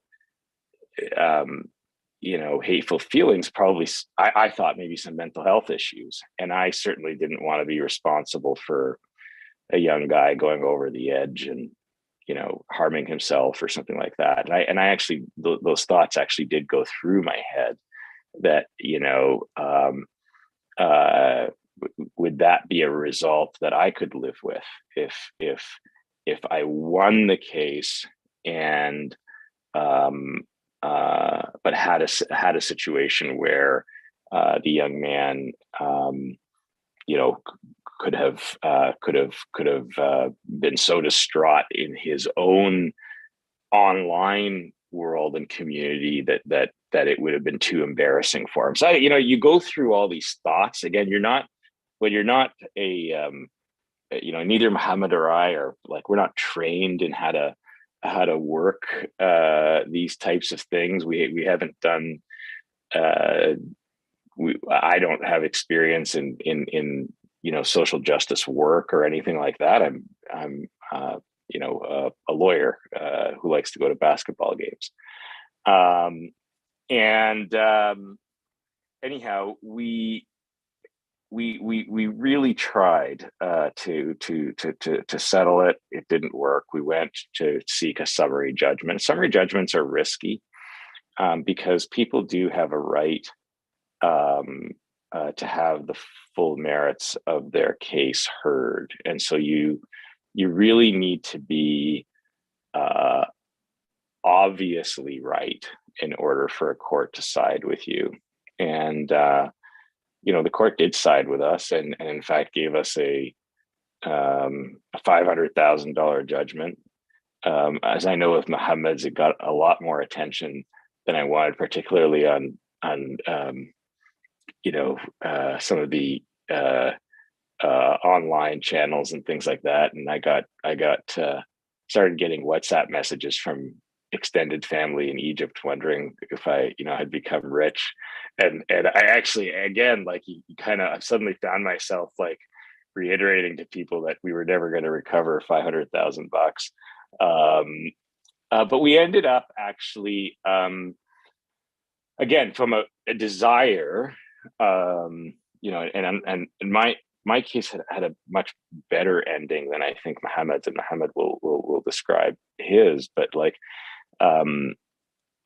we ended up spending time with the young man's family, and the options were he was either going to just become a bankrupt and probably unemployable, or we were going to we settled for $100,000, which was divided between the Canadian Civil Liberties Association and the National Council of Canadian Muslims, and certain undertakings from him not to engage in this type of behavior in the future. And so far it's standing. He hasn't. I'll just close with this before passing it to Brother Muhammad's case, which is truly the precedent that has allowed for a case like mine to go the way it did, and that I think allows for the cases of many others to go that way, and probably more importantly for your audience members and other Muslims and others from other just ethnic communities generally, and religious communities generally, to have just the confidence of knowing that you probably don't need a case, because the precedent was set by Muhammad. It was affirmed in my case, And now there's a clear track record. So anybody who's foolish enough to go down this road is going to be in big trouble. But I think that, the one thing I would just remind folks, and this could be, a further bit of a discussion here, Mark, is in fighting hate, don't become a hater yourself. And I really did check myself often. We have multiple examples in Islamic history of people who were really bad people who became really good people, and I'm always reminded of three beautiful ayahs in Surah Al-Fussilat, which is a beautiful chapter in the Quran that says that you repel evil with what is better, with good, and that is among the most basic principles of Islam. So our goal is not to go out suing people. Our goal is not to go out canceling people. Our goal is not to use these precedents to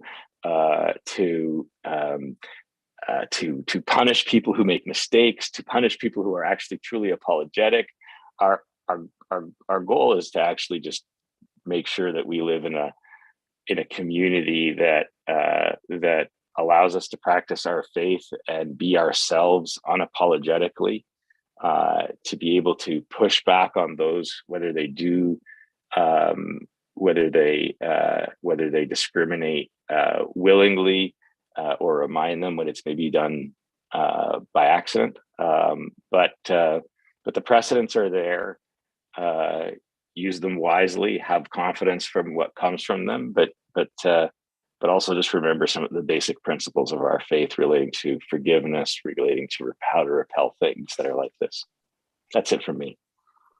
Thank you very much, Brother Walid. I find it awesome and amazing that, and it's part of what's part of the incredible draw that Allah personally gave for me to Islam, is that core nature of forgiveness and understanding, even in the eye of the ills and the evils and the persecution. Walid, you still found some place to have compassion for somebody who was being opposite of compassion to you, opposite of empathetic to you, opposite of even dignity to you. And you still found a way within yourself, within your iman, within your spirit, to still find a space to think of that person's possible mental capacity, or where they would be going, or where they have gone forth and where they might go. Because you don't, as you mentioned, this is not about, I don't think anybody wants to per se be a martyr in particular. You don't wake up and think that's what I want to do, but sometimes you're put in positions where those responsibilities are put on your shoulders in order to forge through a different future for those coming behind us. Now, for Brother Muhammad, I'm not too sure if that would be the same case on your end. I understand as well too, this was more of one person. I understand Brother Walid, it was a blogger, a younger man. You may have had maybe some discourse, some different thinkings, but for yourself, Brother Muhammad, this was a mayoral candidate. This was somebody of astute understanding, political acumen, things of, he had a certain position. This is a different case, yet I'm sure you can give us maybe some of the same similarities as you went through. You, brother, you have a smile that literally covers anything that would be. You're able to actually mask the incredible horror that you were going through, but you still went through it with a smile and with the strength of Allah subhanahu wa ta'ala. So let us know. Thank you so much. Walid is very humble. He had helped me from the beginning, even when I got attacked myself. So he was always beside me. And it's not by coincidence that I had the same lawyer. Walid introduced me to his friend and I hired him. So me and Walid, I'm very proud how close we are. And even our kids grew up together. So, and alhamdulillah, you know, I always say, you know, if you're blessed that you've done well in life, and it's sometimes for a reason Allah wants to test you, so you can take the fight from other people that can't afford the fight, and you go through it for yourself, but for them most importantly. And that's why the precedence was set. Alhamdulillah, the second person was Walid, right? And again, we're both blessed in a way to take on that fight for everyone else in our community and other community, inshallah. So, you know, in 2017, Ron Banerjee and Kevin Johnson showed up at the door of one of the Paramount. Justin Trudeau, our prime minister, was visiting me in Paramount, and they were protesting. So we heard that they were coming, and we prepared water and baklava for them, the Lebanese hospitality, and because that's their right to protest. But I didn't realize after the event, we realized that all their videos, everything that they were doing, were slanderous against me, and their online posts were talking about our community and how you have to have raped your wife or somebody else's wife to be allowed in Paramount, and how Muslims are baby killers, and more and more and more. And, you know, look, I reached out to both of them. I sent them letters, and I asked them to take down all the posts and simply apologize and let's move on. And they did not. They doubled down, and they start using my letters to make fun of what I've told them to do. And they basically were saying that there is something nefarious about the way Paramount Crestlawn was behind the police station. It's not on the main street, but yet is very busy location. So I filed a lawsuit against them both.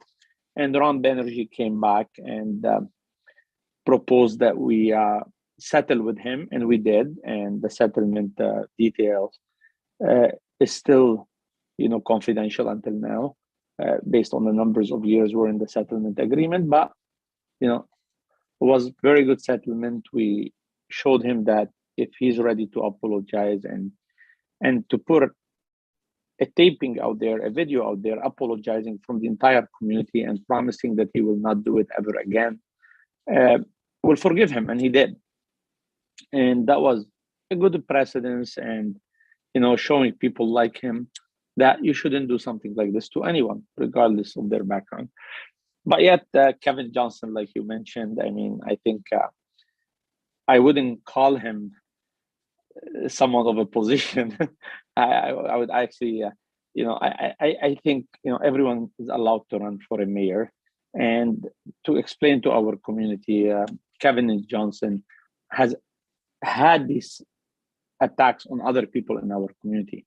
Many are women, many people are vulnerable, and many couldn't actually take him on or didn't want to take him on.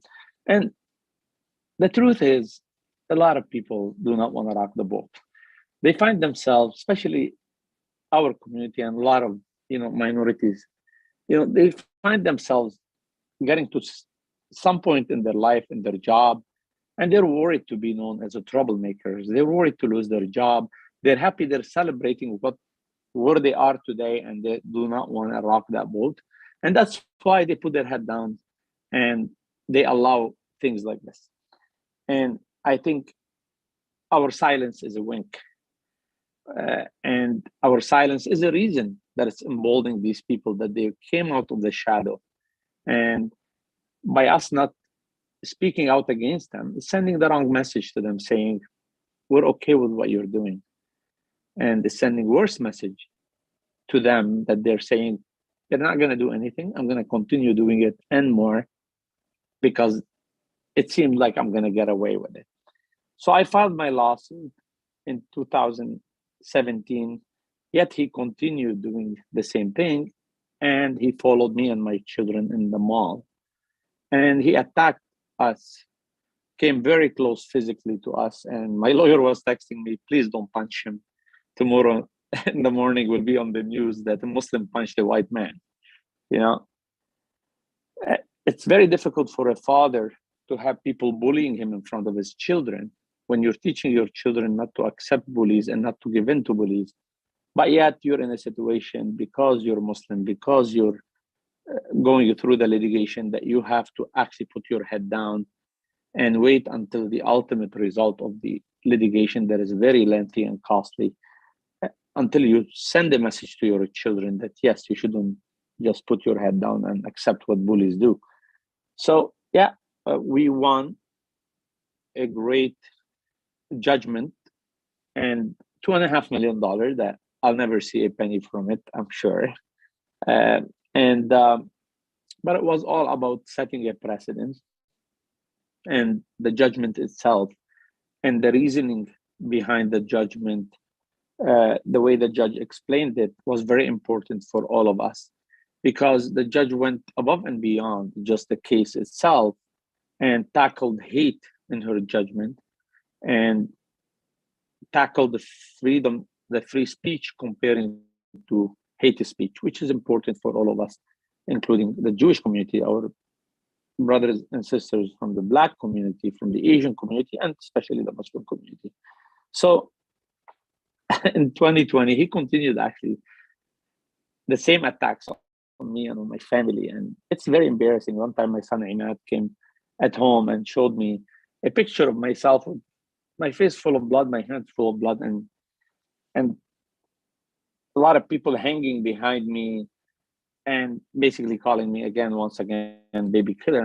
And his friends showed it to Imad, and Imad came home and said, Dad, have you seen this? And you'll have to explain yourself to your children.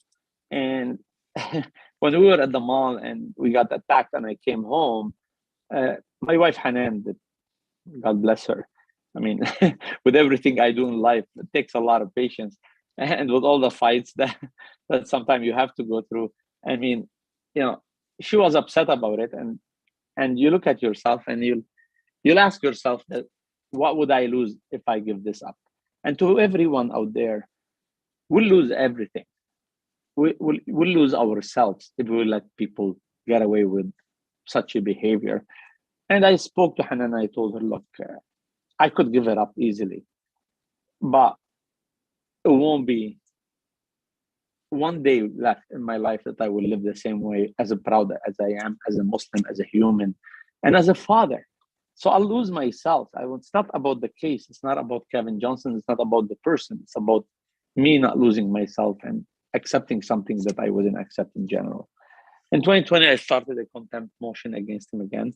And we got another sentence in the fall. And the judgment came as 18 months in prison. And as you all heard, he had a couple other judgments in Alberta. And he tried to run across the border to the United States. And he was caught by the Alberta police, I think.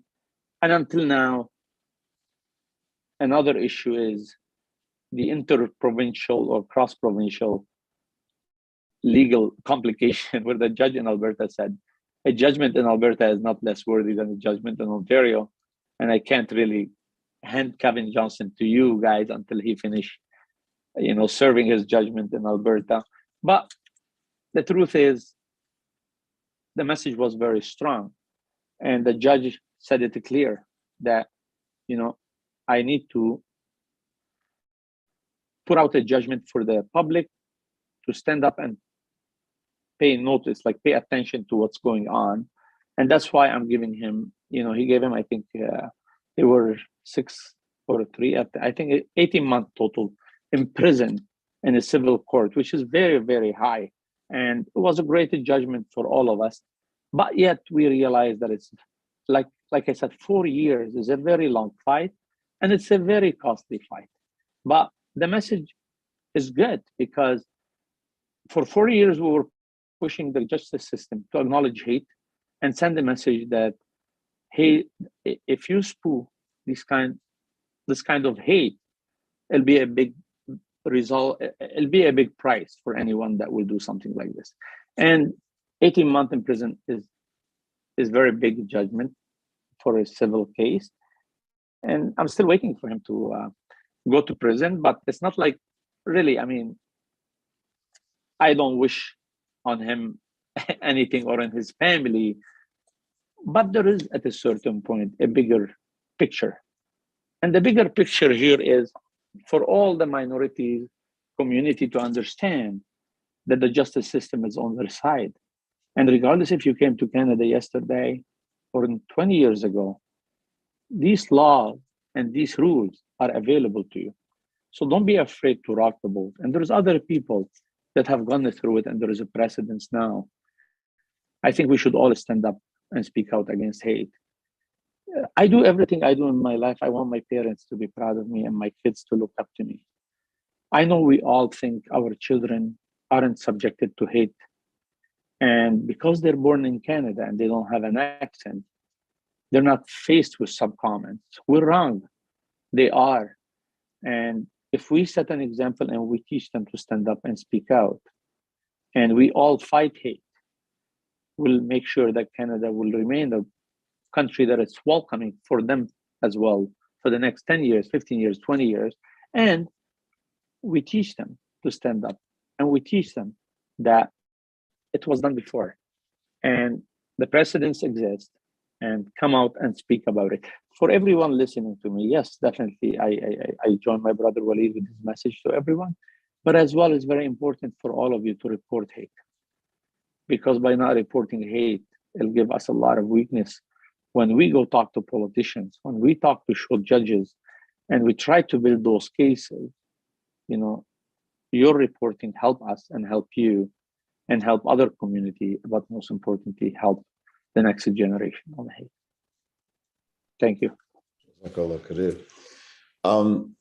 So that's incredible, because I was definitely going to ask how, you know, if you, either one of you have some advice that you can give when it comes to, I mean, because you've stood up for the dignity of your family, the dignity of your business, the dignity of your children, and how parents and children within different structures, school structures or wherever, you know, what are some of the tools that they can use, or the let's say the areas that they can look towards in order to get that type of help when they're experiencing Islamophobia within those different parameters? Walid, go ahead. Look, the starting point is you know, first of all, ensuring that that what you're dealing with is in fact hate. I mean, I know Muhammad probably gets a ton of calls on this stuff. I get calls on this, and you know, sometimes you listen to sort of the story and you just say, you know, just be careful before you make that allegation. That allegation, it's a serious allegation. It's one that needs to be made when you're certain that that's what's happening. It's not just a dispute. It's not just a dislike. It has to have sort of those undertones. So that's number one. The second thing is your approach should not be to go from 0 to 100 in 5 minutes. Your approach should always be to try to settle the situation. That doesn't mean putting up with a hateful environment. I'm not suggesting that by any way. In fact, you know, I'm a big proponent of the freedom of being yourself. You know, Mark, you're such a great example of that. You know, mashallah, like you're on a very, very public stage, and you know, you don't you know, go onto the court and say the shahada into the microphone every time you go on there, but there's no you're unapologetic about who you are. And it's remarkable, mashallah, watching you often and just watching your character, even in your environment, and how you deal with sort of different issues. And so being authentically yourself is very, very, very important. And you should fight for that where it's necessary. But, you know, also look for ways to be to find excuses for people. If I could be blunt, like be forgiving, try to figure out ways of accommodating. In my own profession, I tell folks, look, if you're a first-year lawyer, you know, God's blessed us with a window for prayer. If you're sitting in a meeting don't insist that you must leave right at the crack of the adhan at the time of the prayer and leave your senior lawyer in the room working alone. And when he or she presents some dislike for you, immediately sort of leaving, that you say that's Islamophobic. Maybe think a little bit about how you accommodate yourself. These are difficult questions. I'm not suggesting, and I want to be very careful, I'm not suggesting that people should put up with difficulties in their own life, but they should be very careful. With the stories that Muhammad and I are articulating to you here had a long journey to them. They had it was very, very clear, the Islamophobia. It's why it was a summary judgment.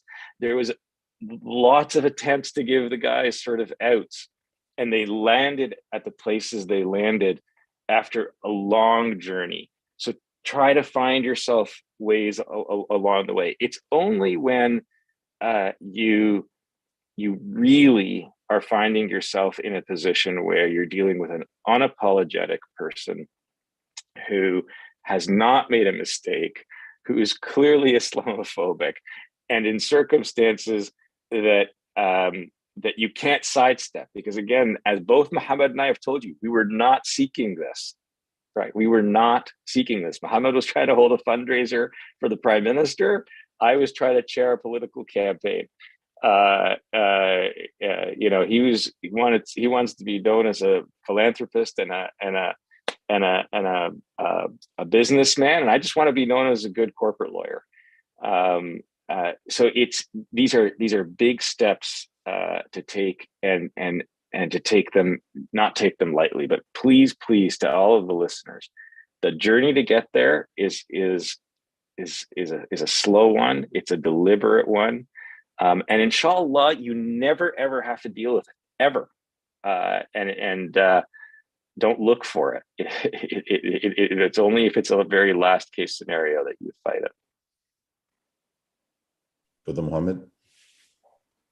Well, I agree with Waleed, but we're in a better situation today. I always celebrate what we've done as a community. 10 years ago is different than today, and 10 years before 10 years ago was much worse.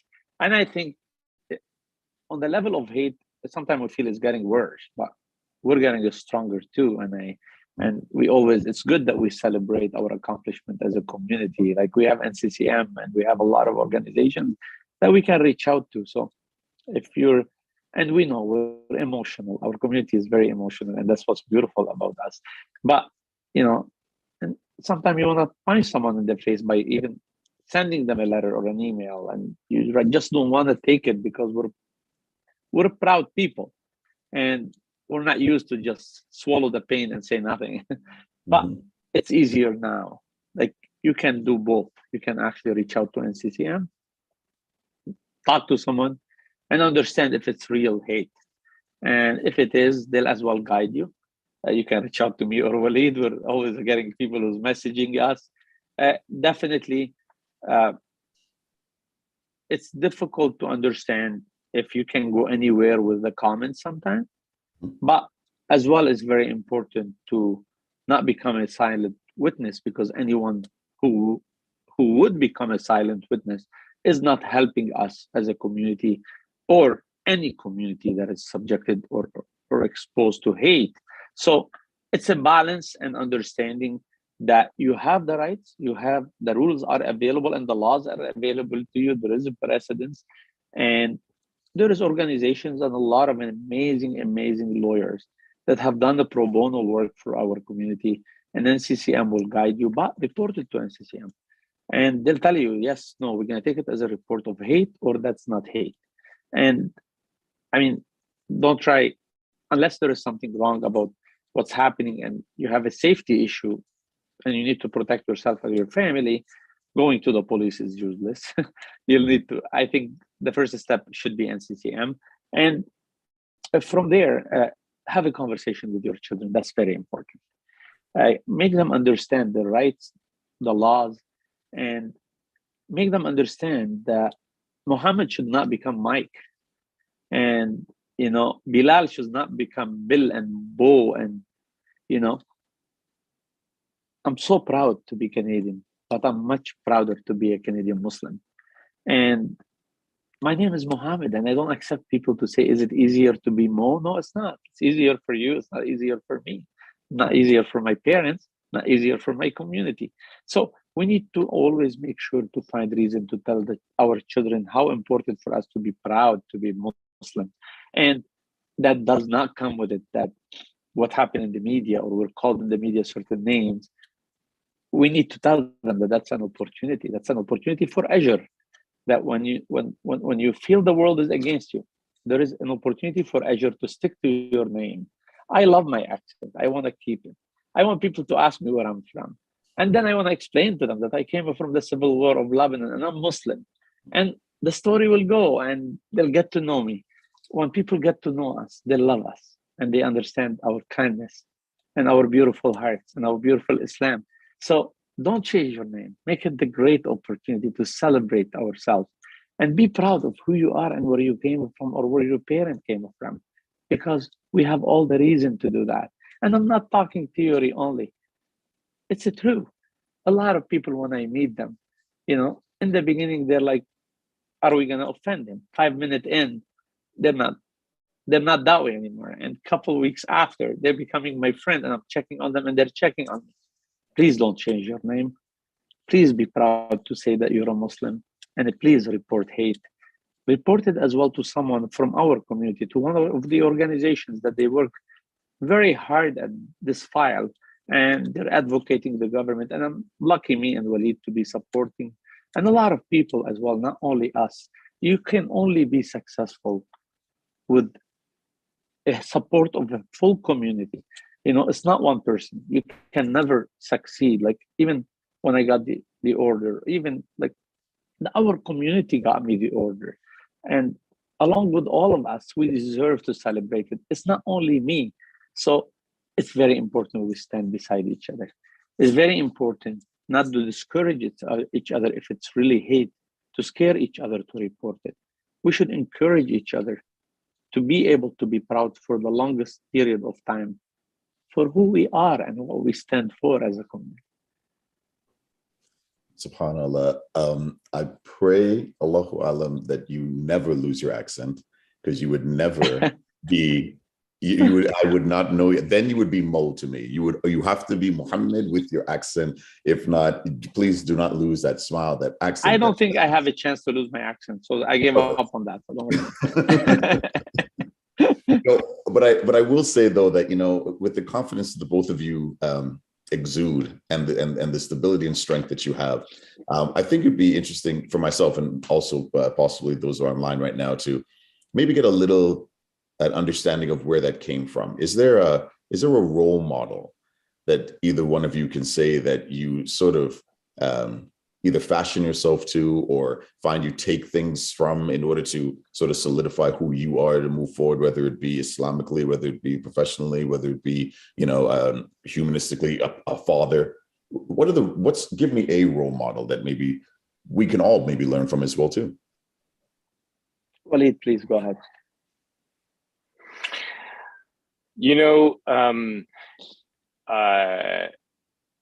I got to tell you, I grew up Muslim and I went to Islamic school, but like most young people, I didn't really pay attention. I was a rote learner of the Quran and sort of, but in my early 30s, I actually started studying our faith in English because I know how to read Arabic, but English is really my first language, and it's what I can understand. And look at Islamic history has, first of all, by the way, I'm 44 right now, and I feel like I've just done like that much, and I have tried to apply myself to it, within the confines of working and having a family and distractions and waning interest and up and down and all that sort of stuff. There's so many examples. look, in my own life outside of that, and by the way, I do urge everybody, especially young people, to do that, and especially young people who to do it in English, and to really sort of understand the Quran in English. I remember the first time I came across that ayah about repelling evil with good, or evil with what's better. The tafsir of it, that was written by Yusuf Ali, which is a very famous translation of the Quran, said that repelling evil with good is pretty much the opposite of how every Indo-Pak Arab family brings up young boys, right? Like, it's the way that young men are brought up is, you know, someone punches you in the nose, punch him back, right? And in fact, that's not our teaching. And I didn't know that until I was in my 30s, that was not our teaching. Our teaching was actually to repel evil with good. And there's, like, you know, just that one ayah, there's so much written on it. There's so much written on it in English, by the way. It's remarkable, the stuff that you could find just on that ayah, and what that means, and how foundational it is to our faith. Just in terms of examples, definitely my father, no question. My father came to this country in the mid-1970s from Egypt. Typical immigrant story. It was always a very, very, very humble man, and you know, his example gave me a lot of confidence. I'll close with this for the fathers. You know, there's so much in our texts about, you know, heaven being at the feet of mothers, and all these sorts of things. And, you know, it's Friday, so if you read Surah Al-Kahf this morning, one of the beautiful ayahs in that surah is how a father who's decent and righteous, you know, can have an impact on generations of his family. So, look, my father's my hero, and I hope I could be a hero for my children.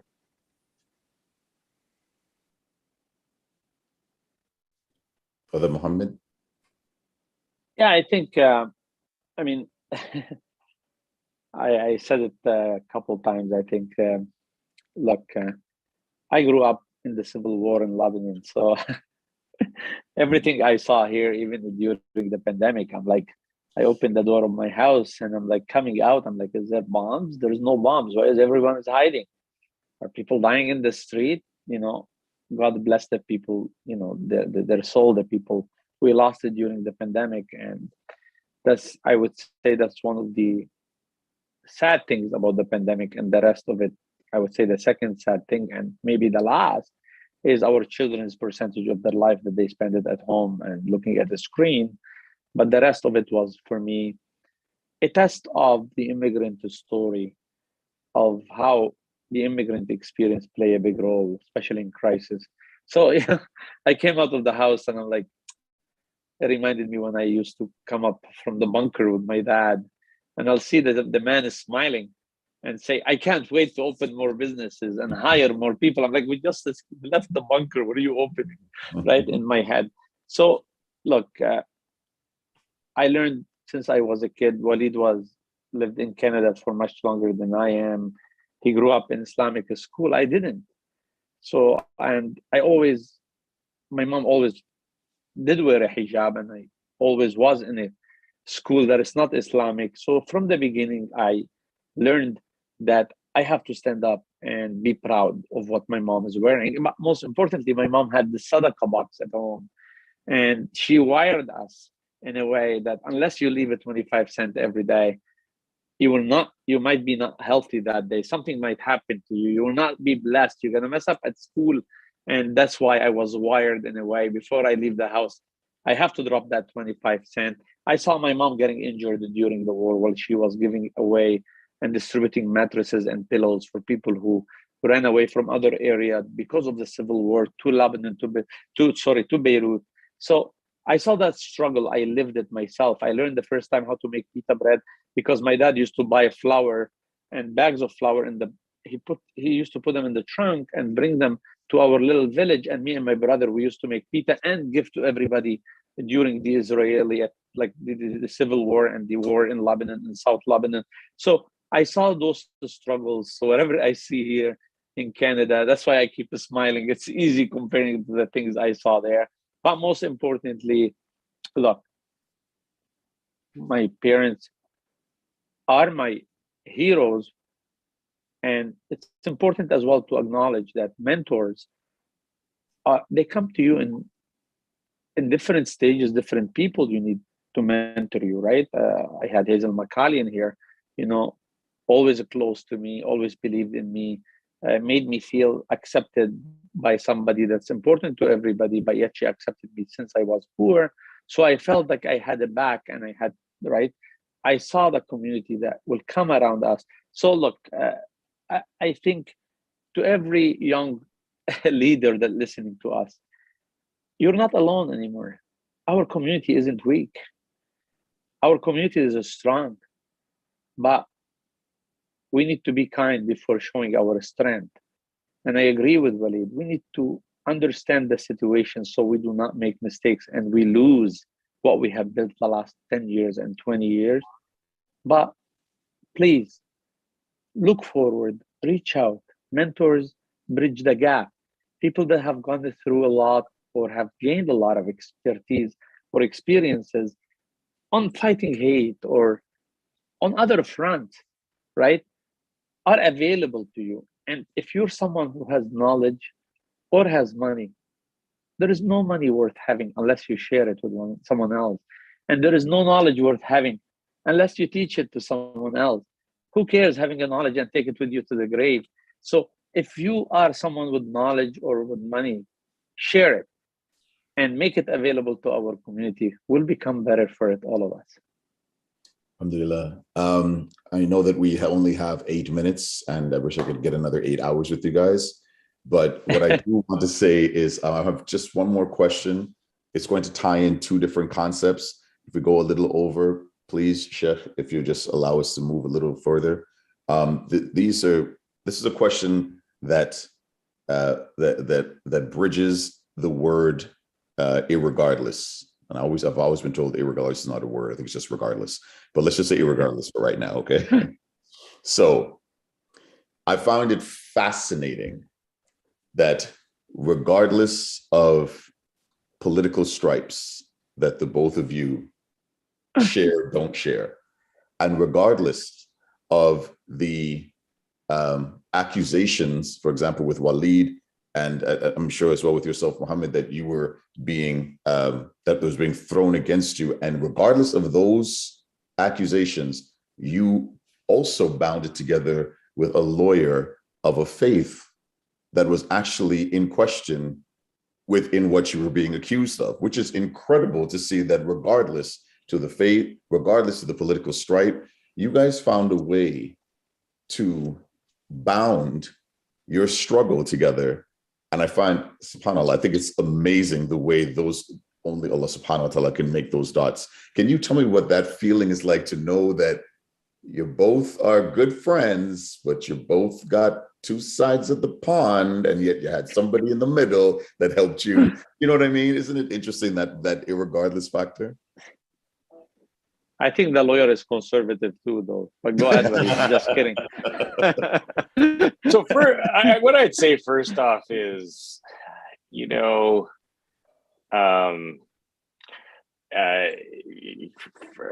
friendships and community first, family first, right? Like I honestly, like, people ask that question about Muhammad and I think we both find it amusing, actually, because we're very, very close friends. We vacation together. We have a deep love for each other. I would do anything for him. I know the same for me.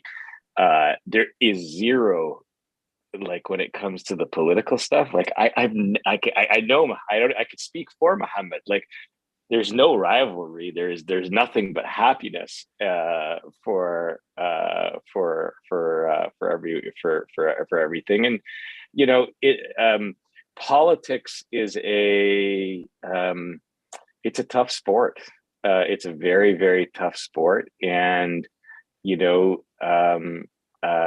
of course, with a community of 1.8 million people, you're going to have people involved in all the political parties. You know what? There's a Freedom Convoy trucker Jummah prayer happening. So like it's a fact. So there's Muslims that are involved everywhere. And I think I always find it weird when people say, oh, you're an NDPer and you're a Muslim, or you're a conservative and you're a Muslim. That's unbelievable. Or Justin Trudeau just said this about some foreign policy issue. I can't believe that you would still support the Liberals. And it's just like, buddy, like there's just calm down. Like there's a lot more to it. The second point that you just made is relating to the lawyer who acted for both of us. He's Jewish. He's South African. He's a Zionist. He is, a beautiful human being and a wonderful, wonderful, wonderful man. And he's one of the most successful litigators in the country. And I am the chairman of another law firm. And on the day our case came out, I actually wrote, people are asking me how to thank them. I said, go hire Jonathan. I got in trouble from some of my own litigators. I said, what the heck are you doing? You're supposed to be promoting our firm. But the truth was, I really wanted to acknowledge both a friendship and a desire. Jonathan didn't need to do this case for Muhammad. He didn't need to do this case for me. He certainly he did mine pro bono, just some costs, and for Muhammad's, Muhammad got charged, but he's got a million other cases he could be taken on. It was out of love. And again, guys, to the listeners, recognize that there's a lot of love out there, and look for it before you look for issues with others. Brother Muhammad. I mean, a lot of people make comments about me and Walid being right. So being one liberal and one conservative, one very close to the prime minister, and Walid is always the closest to anyone that's running against the prime minister. So well, Aaron O'Toole was retired, so I'm now homeless. I don't think you'll last for long homeless, but we'll see. But I'm looking forward to that too. But look, that's a great example of understanding the bigger picture. I have said it to our prime minister a long time ago. We have an old saying in Lebanon. It says, I love my bracelet, but my arm is much more precious, because I can replace the bracelet, I can replace my arm. And, the bracelet and the watch is, the political leaders that we support and we advise, but our arms is our community. And if the bracelet hurt our arm, we save our arms, and that's our community. And I've said it to the prime minister himself. I said, look, I'll support as much as I can, but if it's gonna hurt my arm, I have to take off that watch. And even if I love it, even if it's very unique, very expensive, and that's the bottom line situation. And that shows as well, very importantly, that we could be friends and think differently. And I don't think there is a stronger and closer example than me and Walid. So, right, we think about politics differently, but having us on both sides is helpful to the bigger picture, to the community. Because really, I wasn't worried, I maybe was a little bit, I'm just kidding. I wasn't worried if Aaron O'Toole would have won, right? Because I know Walid is there. And I wasn't worried about our kids, because I know Walid will not be a silent witness to see something wrong happening to our kids by having a leader that's taking a wrong side. So having us on different sides is very important. And the second point is, look, running for politics is always going to have a couple problems for our Muslim community. And some of them is the foreign policies, and others towards other minorities from different communities, that they're under the same umbrella that we get our rights of minorities. And we understand and we acknowledge that. But it's not about if one decision went wrong.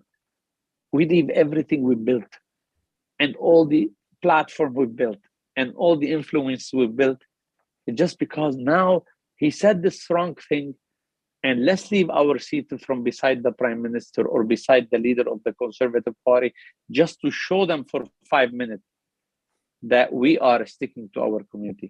No, we're not going to do that, because the bigger picture is the relation we built, and it's a growing pain, and we need to work hard on getting them better, and the situation is getting better. So we need everyone out there to understand we're not going to have everything going our way, but a lot of things are going our way, or a bit better than before. So let's celebrate. I always say, let's celebrate this small win, because that's the only way we keep being encouraged to get to the bigger win. And the bigger win is not running the whole country the way our community wants it, is living and sharing and accepting. We don't have to celebrate everyone, but we need to accept everyone and live together with them. And that's for me. And the bottom line, I do work with a lot of the brothers and sisters from the Jewish community. I've helped a couple of synagogue cleaning the graffitis. I've offered to replace the door on one of the synagogue, but it was a message from a guy named Muhammad to say, we are much better than what anyone can think of us, and we will stand by you. But that's not us giving in to things that we see that they're wrong against our community. That's showing how strong we are and in control we are. It sends a message that we're so in control with our relationship. We're so confident and proud of ourselves that we can come and help you without really accepting if one day you say something wrong about us or you do something wrong to us, right? And I one of the people on my family trust is a Jewish lawyer too, different than Jonathan. And Jonathan has represented me with several cases, and he's a beautiful man. I'm just smiling because one of my most memorable moments in the 2021 federal election campaign is I was with Aaron, and we were working on a really big endorsement, and there were two events, one for Aaron, one for Justin, both in the city in question. And the person who was going to endorse Aaron was on their way, and then they got a call saying someone sent a car to pick up the person, and they're going to the Justin Trudeau rally. And I literally was sitting in the room, and I thought to myself, I only know one person that would do that. I called Mohammed and I said, did you screw up my endorsement? And he did. And that night on the news, Justin Trudeau got the endorsement instead of Aaron O'Toole. So you're responsible, Mohammed, for Aaron O'Toole's fall. I'm blaming you. I mean, and look, our like the maturity level and the value of our like relationship and love to each other, me and Waleed. I even took on Aaron O'Toole on Twitter once, and I'm sure Waleed did too. So I didn't take on Aaron O'Toole. He took on probably Justin Trudeau's behavior a couple times, but we never called each other to say, man, why did you just do this? No, we have to be very strong to the people we support, so we can actually show them how important for us to have a seat beside them and not be wavering on that support, right? But is it Waleed or any politician? Of course, Waleed. Well, but I'll tell you this. I mean, Mohammed, I mean, you supported Justin in the last election, but I also remember you were very tough on him on a number of issues, including publicly. And so, yeah, these are, there's a whole hour that we could talk about these things. But, I just had good memories of you sending a car and screwing up my endorsement. And I called out all leaders together about Bill 21 for sure. I did, including Justin Trudeau. I said I was disappointed, and I did it publicly. And usually, when you have the leader phone number, you don't do it publicly. But because I wanted to group them all together, so I put it publicly, and I said, enough is enough for this Bill 21. I mean, you guys had a chance to call it out right in the debate, and they didn't. Yeah, so I was sitting beside Hazel, and Waleed's team called Hazel to get an endorsement for Aaron, and Hazel is sitting in the back of my car. And I'm like, me and Walid texting each other, it's not gonna happen, buddy. He said, I know it's you. And it's a lot of, it's great energy. And we need to do that, all of us. Respect each other's political direction. Not only that, actually, push each other to actually go and be involved in every single party. Because, you know, in 4 years, 8 years, sometime the conservatives are gonna come back, right? And we need to have leaders right there sitting beside their leader. And not only that, leaders that the whole conservative party, you know, pay respect to them, because those leaders will not represent themselves in those meetings, will represent the entire community. So I want to thank you guys once again. I know it's gone a little over time, but it was so important to, as you had mentioned earlier, the both of you had mentioned this earlier, that tonight's celebration of your accomplishments and wins and fights is not a celebration. It's not a singular celebration, and we embrace that. We embrace the fact that it might have been through your example, but it is something that reflects through the community, through how we will be moving forward, through how we will be able to have a precedent set to look on, to stand up on, in order to move forward as well in our, if anything else was to arise, and hopefully not, but inshallah we'll have at least that. I also want to commend Muhammad Faqih for putting up with Walid wearing blue tonight. I asked if we could just be very neutral, but he decided to go navy, but that's up to him. And inshallah ta'ala, I'll see all of you at the next Raptors game, including Imran Ali, but it'll have to be against the Lakers, because clearly he doesn't watch any other game other than the Lakers. So well, it's not fashionable. Thank you, sure. Thank you, Imam. It's not fashionable to wear red, so I don't know what to do with that. Jazakumullahu khair jaza. On behalf of the Tariq Islamic Center, Brother Walid, thank you so much for taking the time. Dr. Faqih, it's a pleasure, as always. You know, both of you are role models in many ways to our community, and we thank you for that. I can never forget, you know, you, Walid, as I said earlier, walking over to the car, my wife wondering who's coming here. And then I said, you know, this is my brother Walid, he's a lawyer. You came and you asked, you know, can I do anything to help you with the situation at the border? But alhamdulillah, another Muslim lawyer did help. And Dr. Faqih, you know, we go back so long, but I can never forget you bringing shawarma to our meeting when, you know, the Muslim leaders in the GTA, we had a meeting, and who brought the shawarma? Dr. Faqih, and he's telling us, you know, you guys need to get involved. You need to ensure that we are part of the community. Do not leave politics out of religion. And, you know, mashallah, that was our khutbah for that week, that meeting. So, you know, thank you. Imagine how difficult to have a khutbah in front of 30 imams. But you brought shawarma. That was the most important thing. So we all listened.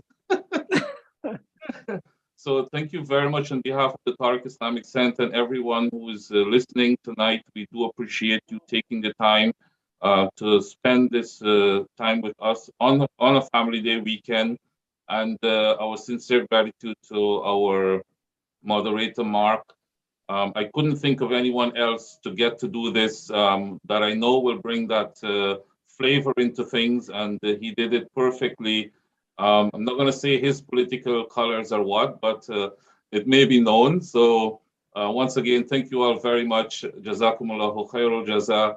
And we hope and pray, inshallah, that what you have done tonight will be sadaqah jariyah for all of you and your parents and your loved ones, and especially your children, bi'idhnillahi ta'ala. So thank you very much.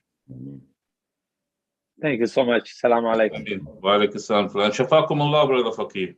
Thank you so much. Jazakallah. My dear respected gathering, that brings us to concluding our session for tonight. I hope and pray that you will join us tomorrow at 1 p.m. We have a special session with Toronto Police Service talking about understanding and reporting hate crimes, something that our community do need to learn about and to know. And also we have tomorrow at 2:30 p.m. NCCM will have a special session for us to talk more about defining Islamophobia and the role that they play in our society. My dear beloved gathering, on behalf of the Tariq Islamic Center, Jazakumullahu khairul jaza. May Allah subhanahu wa ta'ala reward you with the best of rewards. And I hope and pray that you have a safe and sound night of sleep, and be refreshed to join us tomorrow at 1 p.m. Subhanak Allahumma wa bihamdik, nashhadu an la ilaha illa ant, nastaghfiruka wa natubu ilayk. Wassalamu alaikum wa rahmatullahi wa barakatuh.